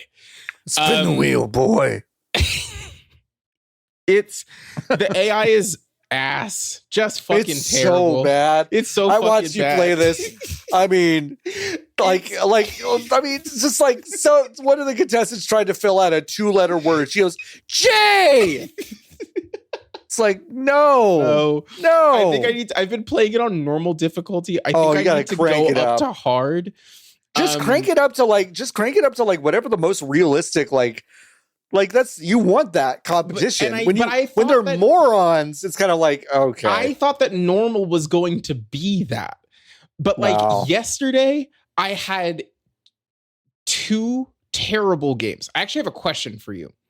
If you win and get to go to the final spin, but you do not win the final spin, does that count as winning Wheel of Fortune to you? Yes, because you've won Wheel of Fortune, but you didn't win the grand prize. Okay. Yeah. I think it's like a half victory. I mean, like, no, Nikki, so crucially, if you don't win, you didn't win. Like, if you didn't win, like it's a very Talladega Nights. If you're not first, you're last kind of thing. Yeah. If you didn't win the jackpot, then like you fucking lost, you idiot. So I started scoring, like I have a record on the screen now. And yes, I won. I played 2 games last night over on twitch.tv/Nikki Grayson. I played 2 games last night. And I won the first one. Like I won the wheel and I won the final spin. And so then I got the money. In the second game, I won the wheel and then I got to the final spin and I figured out the final spin with like 7 seconds to go. Nice. And no. Oh, in here. Oh, in my brain. So I was get it out very quickly trying to type, and the keyboard is not responsive, and it isn't QWERTY layout. So it was confusing because it's not organized the way that your brain thinks the letters are supposed to be. So I had a letter left before the time ran out, so I didn't win. So I think that I should change I didn't update the record, but I think that's a half win. So I think I should have 3.5 and an O. Anyway, the AI is so unbelievably bad. It's really bad. And there is some beauty because the pacing of it is really goofy sometimes because I have blown rounds completely. I have forgotten to spin because I was talking. I have forgotten to answer the question, like fill in, like I didn't realize I was supposed to solve. They make you spin the wheel so many times. They make you spin the wheel so many times. And also the UX of like how you're being timed. No, is like it's the smallest thing in the world. It is, folks. Like really, I don't even know what to compare it to. But like, no, it's tiny. There's nothing on the YouTube screen version of this. Yeah, there's nothing currently on the screen right now that I would consider to be small enough. Maybe the G in games media. No, dog. I think it is as big. Oh, I see. I think it's the timer is as big as the E in B's. Okay, yeah, it's about that big. I think it's a little bit smaller than that, but it's in the top of the screen in the middle, not where your eyes look. No, not where your eyes are in the dead center of the screen. It's at the top of the screen. It also does an insane thing where, depending on what round you're in, the button to solve changes. If it's a toss-up, the button to solve is triangle, and if you're in the regular round, it's circle. Diabolical. Like diabolical. Like, can you fucking imagine if it's like, all right, it's on third down. The button to pass to your leftmost receiver is now circle. I just don't know why, but it's like just because it's third down. I mean, it's so stupid. And I don't know. There are not very many people playing this game. Yesterday, I was like the 200th highest earner of the month. That's amazing for the video game, right? Like, there are not very many people playing Wheel for the PlayStation 5. But it is fun. I when I was growing up, we were not a Wheel household. I think I've told this story. We were not a Wheel household. We were a Jeopardy household, even though we should have been a Wheel household because my grandma was not good at Jeopardy. But she hated Wheel, and I was like, I don't understand. So much? I don't know. More her speed, because I was killing Jeopardy, and then Wheel would come around and she would be like, I don't want to watch this, and I'd be like, okay. So we were on Wheel family. Yeah. Wheel is good. I do think Wheel is good. Wheel is good. The fact I liked Wheel a lot. The fact that you have to spin that fucking thing every time, and there are so many ways to get fucked in that game, and it's funny every time. It's funny every single time. The bankruptcy sound is so funny. All-timer sound effect. I think I think it's close. But I do wonder if the bankruptcy sound in Wheel is better than the you fucked up noise in Price is Right. The bump, bump, bump, bump, bump, boom. Bump, bump, bump, bump, boom. And then there is something perilous about the bankruptcy sound that it sounds like you're falling into a pit. Yes. And that is more illustrative to me than the Price is Right you fucked up noise. Yeah. Boom, boom, boom, boom, boom. Yeah, I agree with you. Yeah.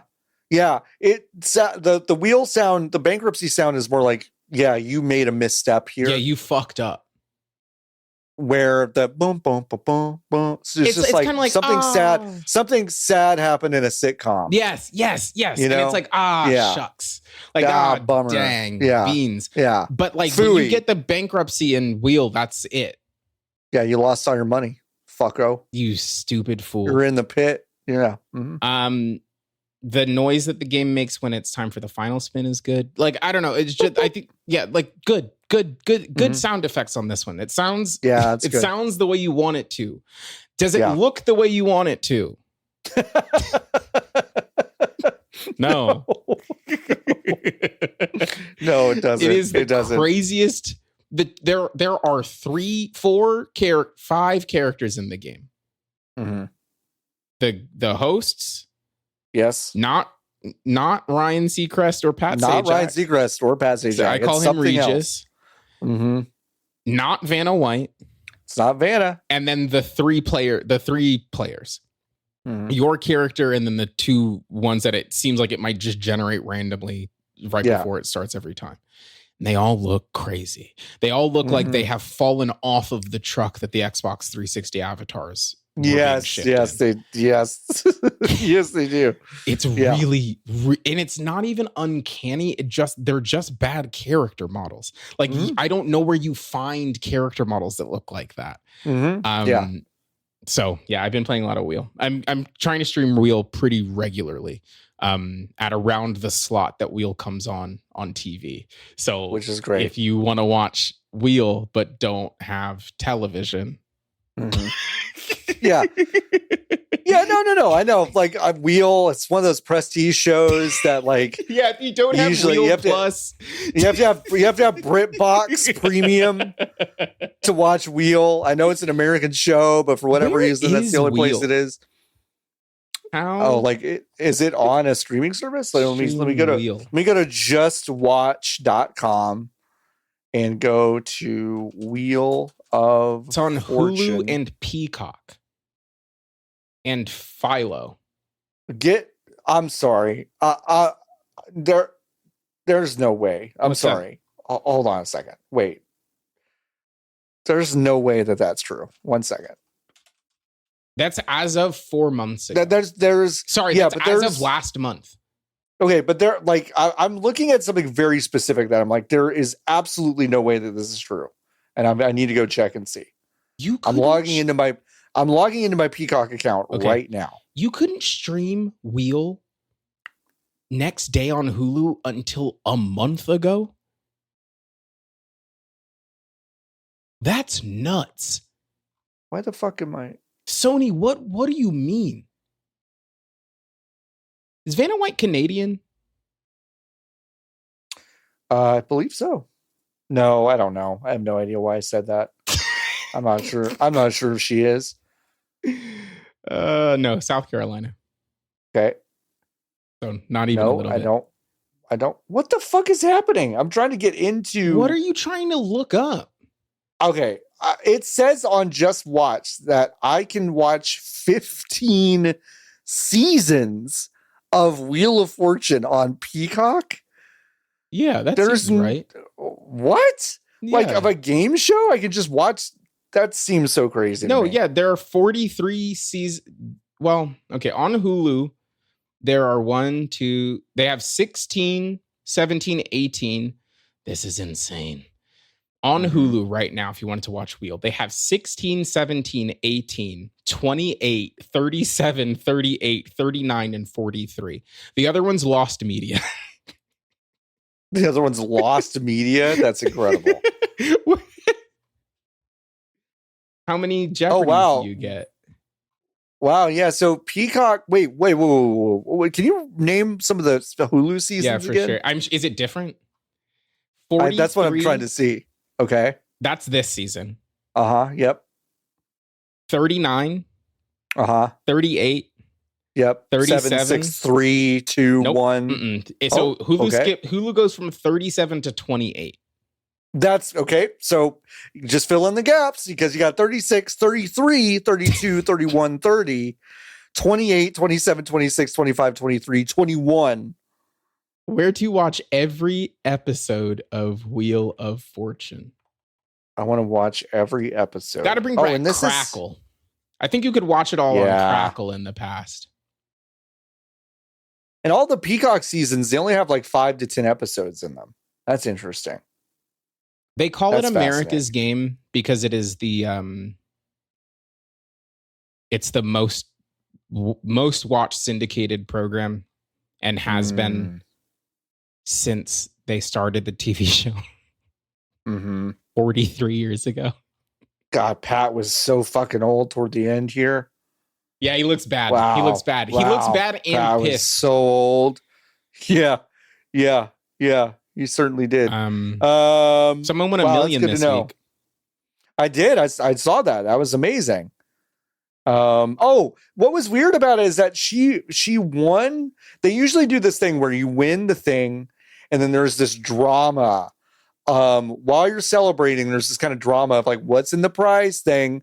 Yes, because this woman guesses the thing, and he fucking opens the envelope before she can even process that she won. She won, yeah. So there's this moment where she's happy to celebrate, but she whips around and sees it's already $1 million, and there's no drama in it. It was kind of weird. It was kind of strange. So it's because if you haven't watched Wheel, this is one of the things that I do think Wheel is way more punitive than Jeopardy.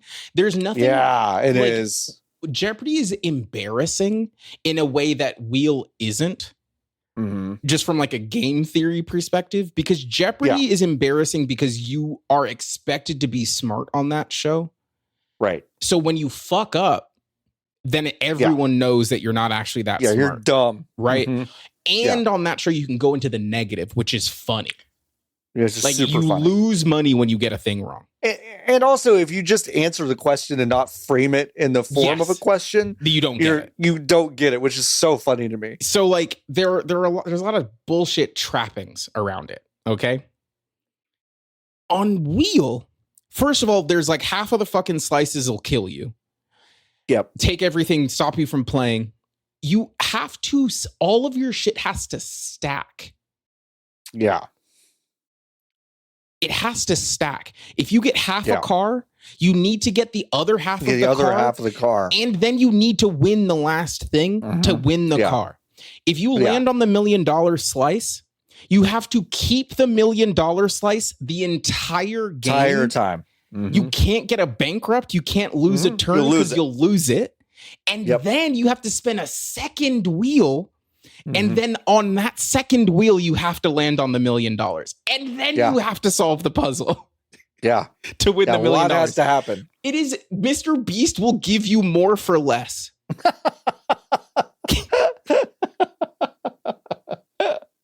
And they do it every day. Every day. Ryan holds the lives of 3 people in his hands 4 times a day, every single day. Anyway, Wheel. I love Wheel. Always have. Wheel. I love Wheel. Always have, always will. Please go twitch.tv/Dickie Grayson. You're doing that a lot. Which is nice. Yeah.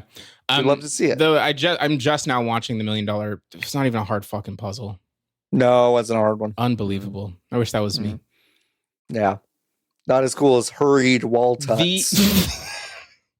The one thing I will say is that because this game, the puzzle base has to just be whatever the database is, and it has to be all time.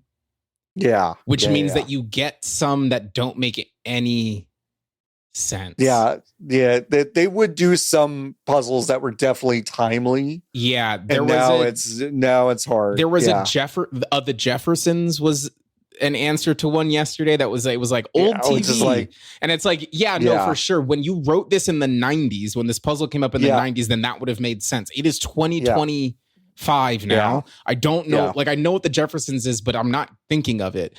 There was one, the one where I did hurried wall tuts. The answer was curried walnuts. Curried walnuts.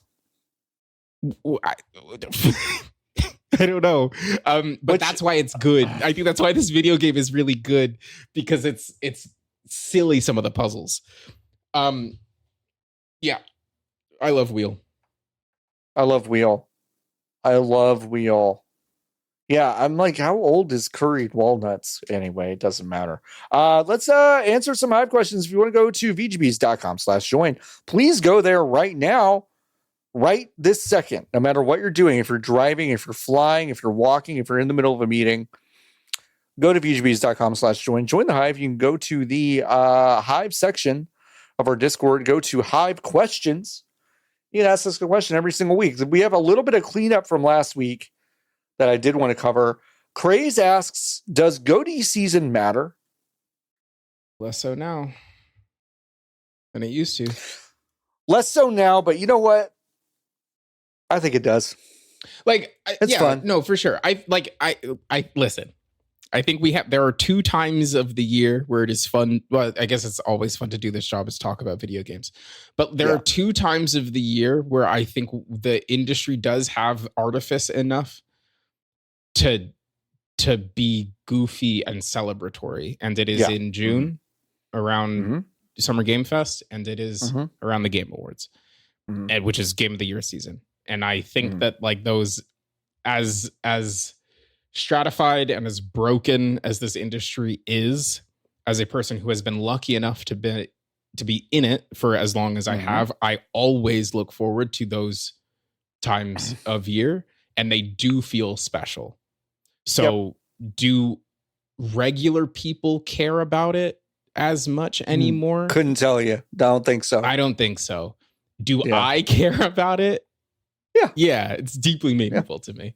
Yeah. But I don't think that people are buying games anymore. Well, I'm sure people are buying Jeff Keighley's Game of the Year. Sure. But because it was named Game of the Year. Year. I don't think that, like, the if it meant anything, you would see it on game boxes still. Yeah, for sure. But you don't, so it doesn't. But you don't, so it doesn't. I think I agree. Blackjack Attack asks, what's your hottest take about podcasts? Almost none of them are good. That's exactly mine. That's my hottest take. I don't even know if that's a hot take. I think what I will say is I do think people listen to podcasts instead of having conversations. So there's that. That might be like that. I actually think that might be a hotter take because I feel like people are like, oh, it's nice to be insular, nice to listen to the people I like, for sure. But like also, sometimes you got to form your own opinion, and I do think that sometimes this medium has gotten people to stop having their own opinion. Sometimes, I agree. If you're not approaching it from a invested or critical lens. So yeah, I agree. Yeah, I see. Won't name names. I see comment sections of other podcasts in the space, and it's very clear that a lot of people do apparently just want to hear people just say the nicest things about games always, and just never anything kind of insightful or critical, or even just kind of looking a little bit deeper into something. And I don't understand those people. And I don't understand the podcast that they're making. Yes. You know, I don't understand that. I was recently thinking about this. If someone said to me, why do you even like the video games anymore? Right. And I said to them, yeah, oh my God. Do. Yeah. Like I really do. I do a lot. And then I was like, I think it is because there are so many avenues of social unrest right now. Yes. That people are like, well, at least we do have the one bit of creativity, entertainment, distraction. Yeah. So then to be critical of that, which is a thing that I think people think on the whole is a net positive, to have criticality applied to that, I think freaks people out because they do. And to be so clear, this isn't what I believe. This is, I think, what I'm seeing. I think I'm starting to understand more why people are like, why don't you just talk about how good these things are? Because the rest of their lives, they're watching the things and systems fall apart around them. And God, it would be so sick if the only thing that was standing was the thing that they liked and was not susceptible to these things, which newsflash, bucko, it is explicitly susceptible, but like, I think that's the logic. So it's just the crafting of a reality distortion field around that concept where everything inside of the bubble is hunky-dory, but it ain't. Like, I love being comfortable. Like, I do. Yeah. I was posting earlier about how my favorite thing to do, Nikki, on a Friday or Saturday is to turn on the Pacific Coast college football game I don't care about. Nothing better. That starts at 9:30 Central Time. Nothing better. Getting in bed and completely zoning out until I fall asleep. The dream. Like, it's comfort. Like, I don't get anything out of that, but just kind of this weird nostalgia fucking stew that is dumb. Like, it is dumb at its core, but it's like, it makes me comfortable. I like listening to old episodes of Mabim Bam when I'm feeling stressed out because it's like, that's comfortable. Like, I like playing games that I've always come back to because I'm comfortable. I like those things. But on a very selfish level, if I'm only talking about the things I love, I'm not being interesting to myself. Yeah. So a lot of it is that. And I think if you are, if you're not even thinking about it, or you're so entertained by just being in that comfortable space, then that's cool. It's just not me. Yeah. And I think most podcasts might fit into that other bucket. And I just don't, for the most part, I don't understand it. Yeah. So that's it. But I think your take on it is very true. But I do think a lot of people are looking for that because the rest of their lives are fucking chaos, which I get. Fair. Which I think is fair. Jason asked, two-part question. How much money would it take for y'all to compromise your morals? Would you talk about how little it took on a podcast? I do have there is a number for me. There's probably a number. It kind of depends a little bit on what it is, I think, that I'm compromising. For sure. It depends on what I'm compromising. Yeah. I don't think I'm going to Riyadh to a comedy festival. Exactly, for sure. Like for any amount of money. Will I take American oil money? I would like to go to like the fucking Raytheon like defense contractor or oil money. It's the Exxon Podcast Festival. No, I don't think there is a number that I have in my head that if someone gave it to me to shut the fuck up and go away, I would be like, absolutely. And you wouldn't see me again. For sure. But like, otherwise, like, not really. It's not worth it. It's not worth it. Like, it's probably not worth it. I like my kids' kids would need to, you know? Oh, yeah, it would have to create some sort of kind of Vanderbilt. Yes, exactly. Like generational legacy for me to be for me to even stay on the phone call. Yeah. Like I think that's there's not that's not going to happen. So like and Pete Davidson didn't get paid $500 million to go to Riyadh. Exactly. So, right. Like for him, he gets a down payment on a house. Yeah, which is that's to me that doesn't seem worth it. Like no, because like I especially for a celebrity that ostensibly already has a career, a fuck ton of money, they could get the down payment somewhere else. Yeah, that's just two Verizon commercials, bud. Like exactly. I don't. So no, I appreciate. No. I understand. Yes, the question, but like not really. Probably not.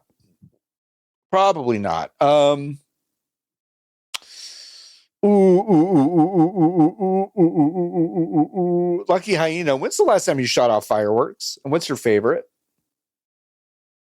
I don't think I have done fireworks since it's been a minute. Like 7 or 8. I was a kid. Okay. I don't like them.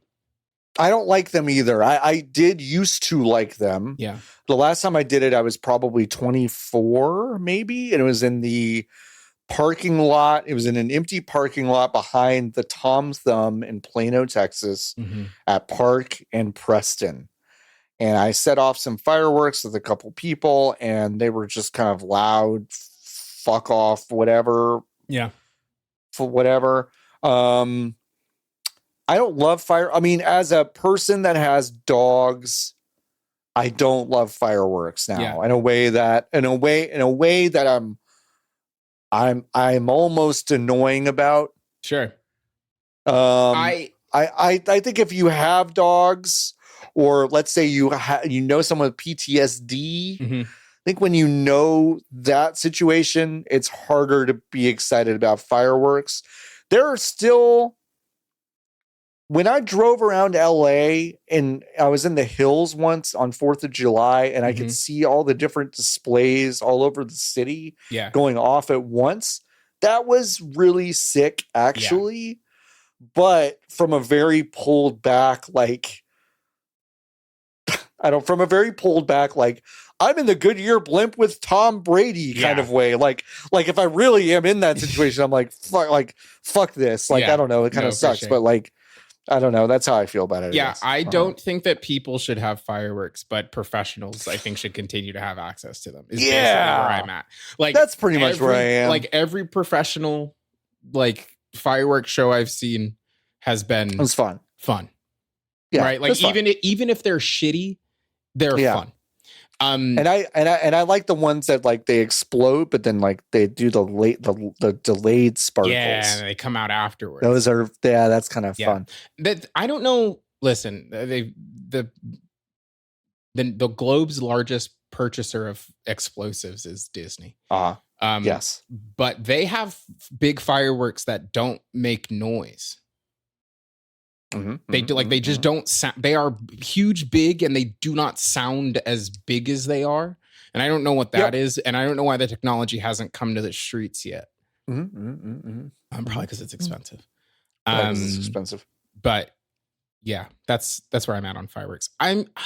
I guess I've lit a sparkler or two in the interim. Yeah, sure. Between I've lit a sparkler. I don't count. That doesn't count. To me, that doesn't. Yeah, to me that doesn't count. But that doesn't count. All right, we have Jason asking, Fortnite brought every conceivable IP together. Magic the Gathering brought every conceivable IP together. VGB's crew, what new game or what game would be the best fit to do this to next? Or which game would be the funniest? Let's go with that.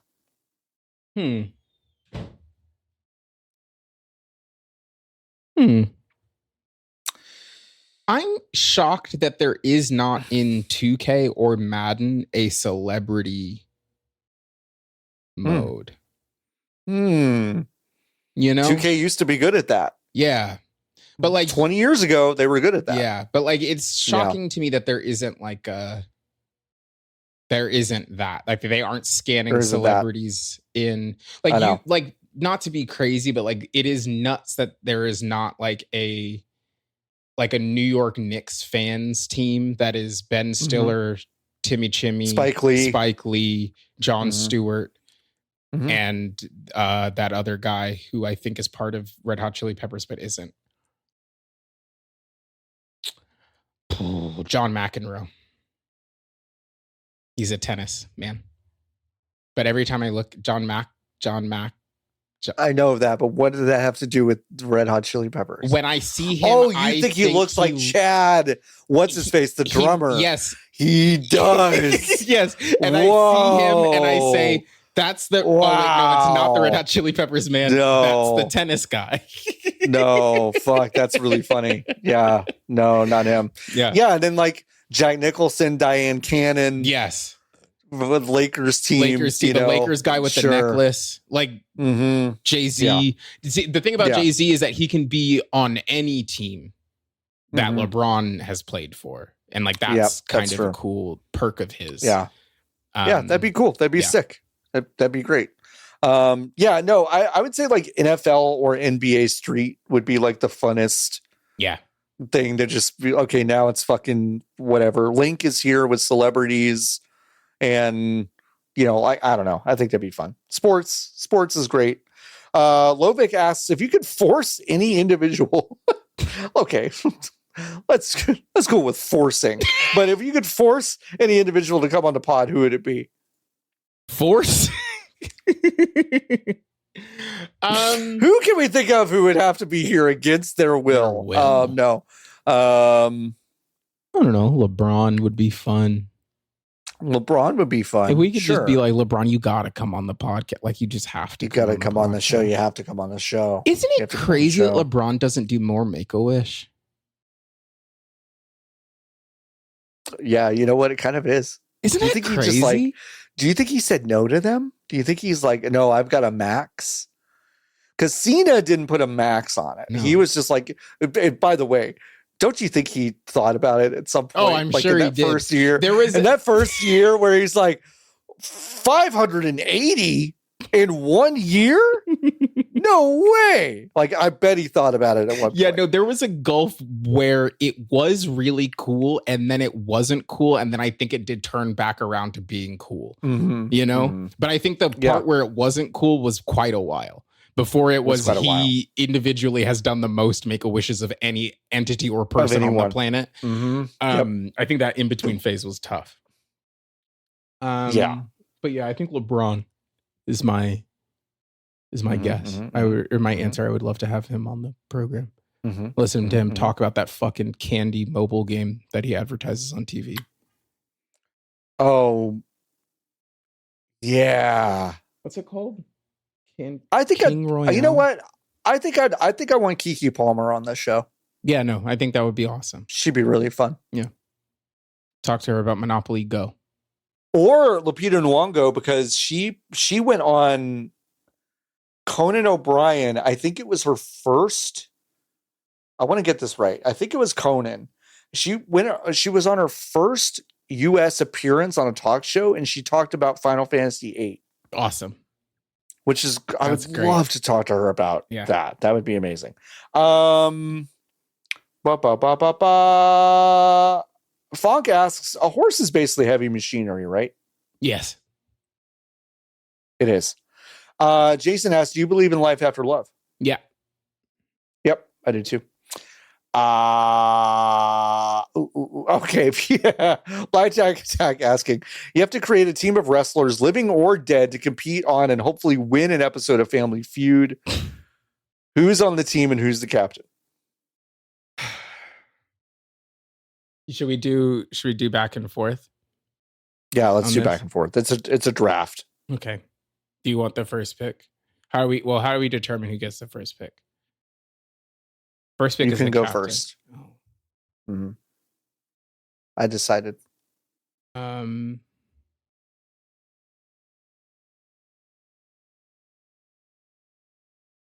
You want someone who understands the base of this great nation, right? Mm-hmm. Which is not necessarily the best character. Correct. You just want someone who understands the most. Yeah. Yeah. This is Nikki's long and winding road to Hulk Hogan being Nikki's team captain. No, I think you do Cena. Cena, okay. Wait, am I drafting my own team? Or are we just picking one team? I think we should draft our own teams, and then I think we should let chat decide. Okay. Hold on, wait. Let me get a notes. Okay. How many people is on a feud team? 5. Good answer. I've never spelled feud right. F-E-U-D. It's always Feud. Yeah, every time. Feud. Every time it's F-U-E-D is what I put into the fucking machine. Fweed. Family Fweed. Okay, wait. And then I put 2 Ks in my own name. Christ alive, dude. Long week, huh? Hey, you know what, Nikki? Everyone else does too, so. Oh, listen, bud. I'm aware. I think I corrected 3 people this week alone. So, yeah. Okay, wait. So I've picked John Cena. John Cena. John Cena. Okay. My first choice is Hangman Page because I think he is smart and I think he is worldly. He might be he might actually end up being slightly too intellectual to understand the will of the people. But I still think he's a good team captain because he's going to listen to everyone else on that panel and make a good choice. I think Hanger is good. Hanger was going to be like a 3 or a 4 pick for me. Yeah. Because I think Hanger cleans up the bottom of the board for you. Yeah. He's thinking of the stuff that isn't getting you points, but is winning you around. Yeah. Yeah, that makes sense. Okay.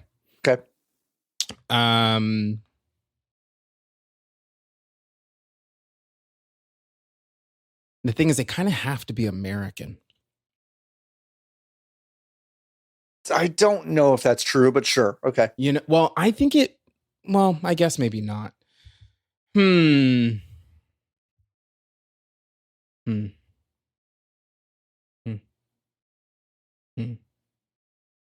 me Samoa Joseph.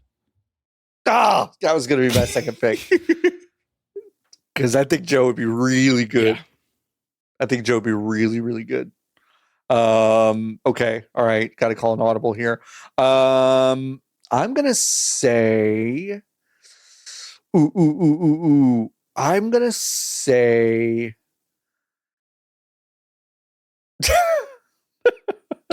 I've got so many people in my head.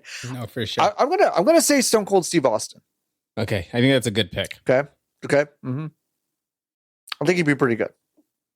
He's been around. He's grounded, but he's from Texas. He kind of he's been both extremes, I feel like. Yeah. He's pretty smart, but he's been around.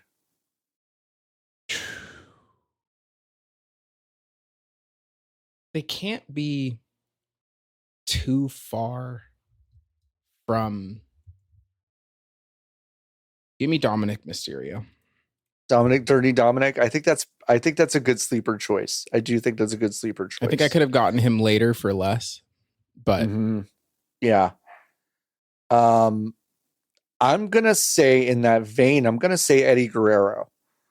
I think Eddie Guerrero, man of the people, and he's also gonna clean up some of the ones that are like obviously they interviewed 4 random drunk people. Yeah. Like he's gonna find that vein very quickly, I think. Yeah. Okay.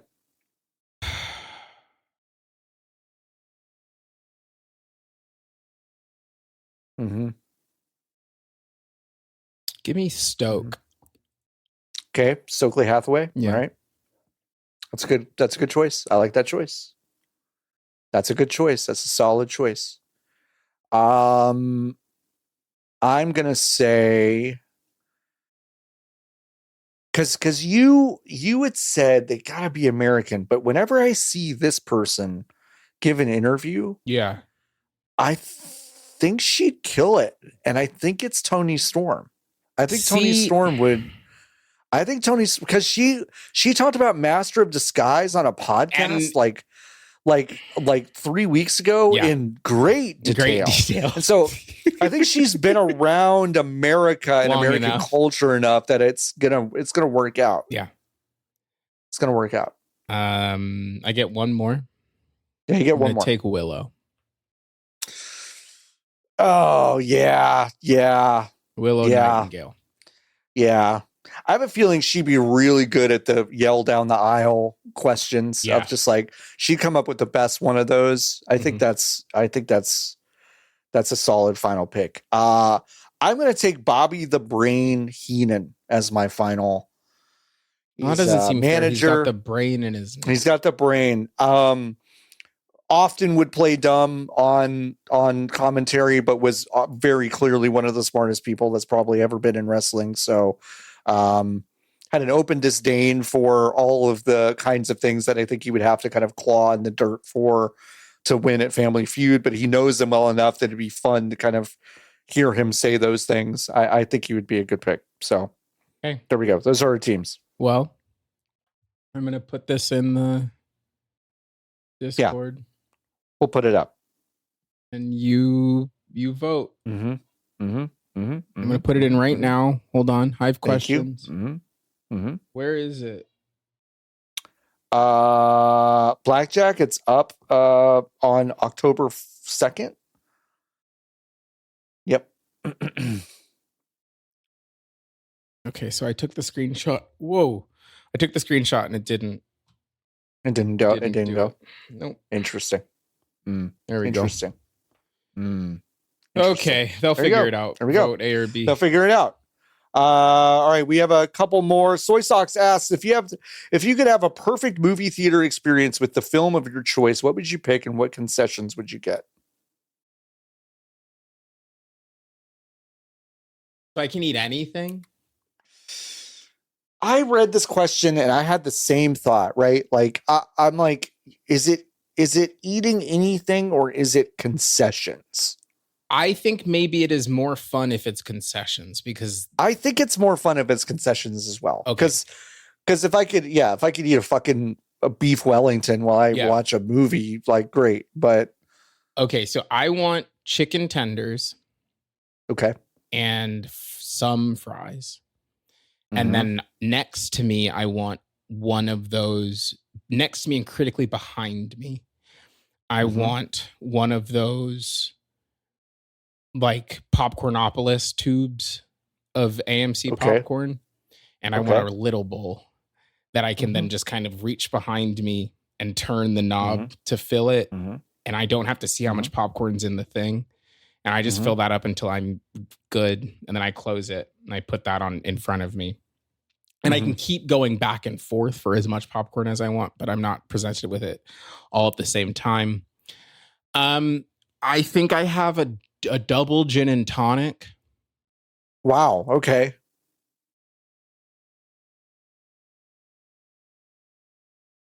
I think that might be it.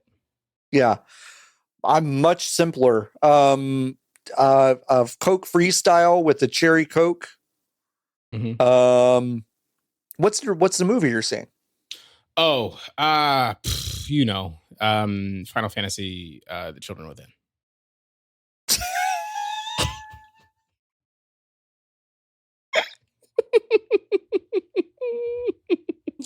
I love it when I'm struggling to figure out what the episode's called, but now it's Final Fantasy: The Children Within. What's that movie called? It's The Spirits Within, and then there's Advent Children. Oh, clearly it's Final Fantasy: The Children Within. What else could it be? No, it's probably. Is the movie out? Does it have to be out? No. Oh, whatever the last Spider-Verse is, so I could be done with it. Okay, that sounds good. Mine would be franchise. I'm pissed. Mine would be a cherry Coke, a large of buttered popcorn, a thing of Raisinets, and I would watch the original Jurassic Park. That's pretty good because that's a classic. The banger. That's just a classic. That's just so good. Mark Heel asks, I'm not even going to ask the first part of this question. It's just the brass tacks. When was the last time you felt like God? That's a really fucking good question. Yeah. I thought so too. I was like, it's got some preamble that's such a really good question. And listener, I need you to know that the context does make the question seem less insane. Like Mark didn't just ask that on its own, but I like the question by itself so much. I'm not even going to give you the context. It's really good. Join the Discord so you can find out. Yeah, you can find out. Okay. Good question. Do you know? Because I have to think. I felt really good when, gosh, there are a lot of really good ones that are kind of like flashing, and I'm trying to pin one down. Yeah. I mean, I thought I could fly when I got the "you got the job" email. Which is like recently? Different. Yeah. Which is different. Yeah. I think it's a different thing. Yeah. But to me, when someone is like, when was the last time you felt like God, that implies that you've done something internally to create something, or like you've done something with your body. Oh, when I fucking did that that puzzle that that climbing puzzle that I'd been working on, that V4 that I'd been working on for a couple of weeks. I finally did it earlier this week. And that made me feel very good because it was deeply a thing that I had been looking at and trying to solve and thinking about when I was at my house and trying to solve. And then one day I just walked up to it and then I did it. And that was good. Yeah, so that was good. Okay, Tuesday.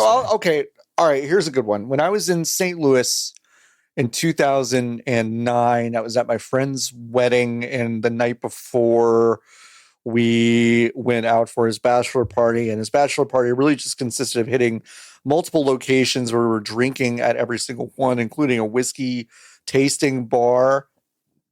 And at some point in the evening, I had broken the seal, which means I drank too much and I decided to go pee. But once you do that, you then need to pee every like fucking 5 minutes or you'll die. I had a really satisfying piss, and then we got in a car, and I told the cab driver I fucked the Beatles and fucked John Lennon, and I threw my wallet out of a moving car. And like I did feel like God in that moment. I don't know, like in that moment there was such like a freedom of like, I need no worldly possessions. No, I need nothing but the warmth of the gathering that has happened, and the alcohol flowing through my veins and the emptiness of my bladder and the feeling that I could tell a stranger that I don't like the Beatles. And I just was like, yeah. And then that was it. And then the sun came up, huh? And then the sun came up, and like really, it was a very fleeting moment, because what happened is that my friend Ben was like, do you mind pulling the car over, and I'm going to go find his fucking wallet? And he went and found my fucking wallet. And he gave it to me. And he goes, if you do that again, not only am I going to punch you, I'm not going to go get your wallet. And I was like, all right. So me feeling like God lasted like very short amount of time. Yeah. But listen, the high was good. But it was good. Getting married, that was fun the second time. Yeah. That felt really good. Getting jobs does feel. Yeah, it felt cool. That feels pretty good. It was pretty good. I liked it. That feels pretty good. That feels pretty good. God, I feel like I have better answers than this. Yeah, no. Well, we can come back to it. I got one more in me, John, before I got it. Yeah, let's do one more.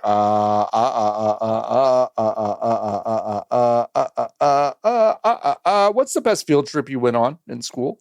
A really good question. When I was driving down from that was from Leica Dylan, by the way. Thank you. Really good question. I will start my answer to this question by telling a sad story. The first field trip I can remember. I'm sure we went on field trips when I was in kindergarten, but there was a field trip when I was in the first grade, and we went to the class went to the Getty, which is a museum, all-timer art museum here in Los Angeles. Gorgeous in the hills, beautiful, right off the 405. My mom wouldn't let me go because she thought I would get sick up there. Question mark. So then I had to stay at home. I had to stay at home or stay at school in the second grade class with the mean teacher, the mean second grade teacher. And then she gave me a bunch of horseshit busy work to do the whole day.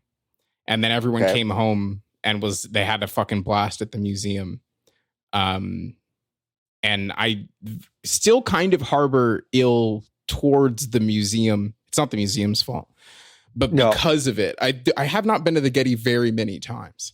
On the first field trip I did go to the Getty for, I'll answer the question. On the first field trip I did go to the Getty for, we were in a room and I had a pamphlet in my hand. It was maybe the 8th grade. And a pamphlet in my hand, 7th grade. Pamphlet in my hand. We were in a room and there was a table in the room. And then the two of us in the room were like, oh, cool, a table. Time to put our stuff down on it so we can like tie our shoes or whatever. So we don't have to hold this thing. And a docent runs over and it's like, you can't do that. And it's because the table was art. Oh, okay. And then, but it was in the middle of the fucking room. Yeah. If it's in the middle of the room, that's a little, that's a little tough. It didn't look like anything. So then we grabbed our stuff and literally ran out of the room because we were in trouble. The best field trip I went on one.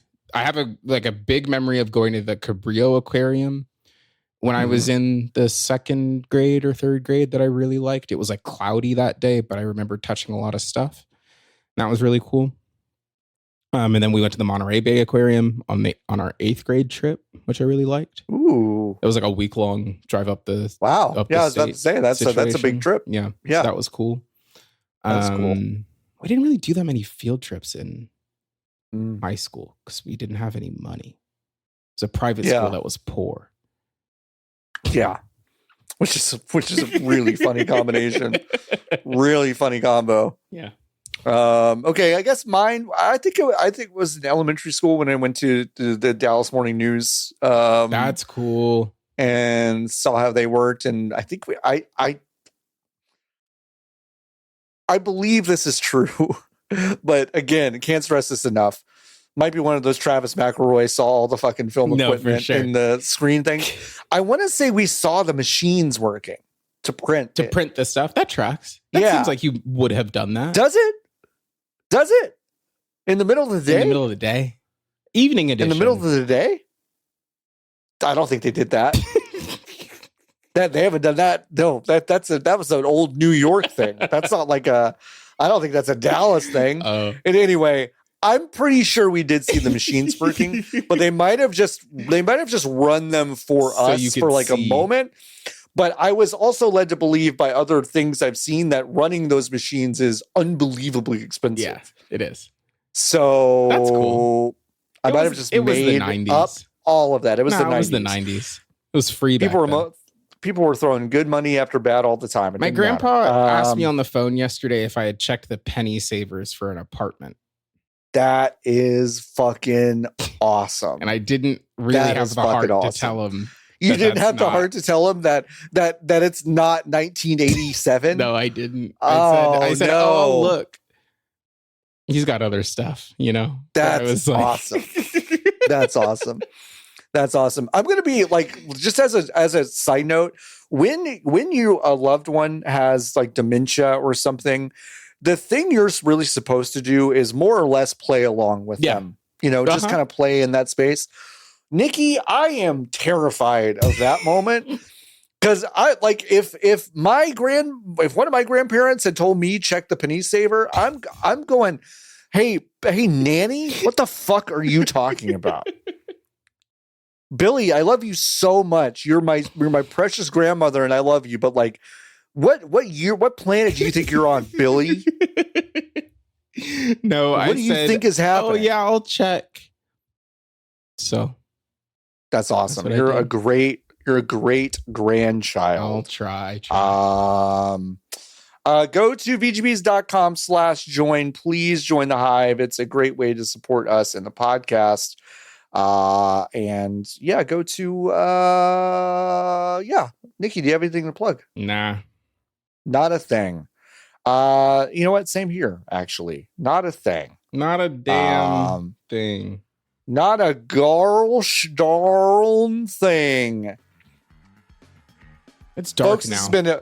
It is. This is episode 70 of the VGB's podcast.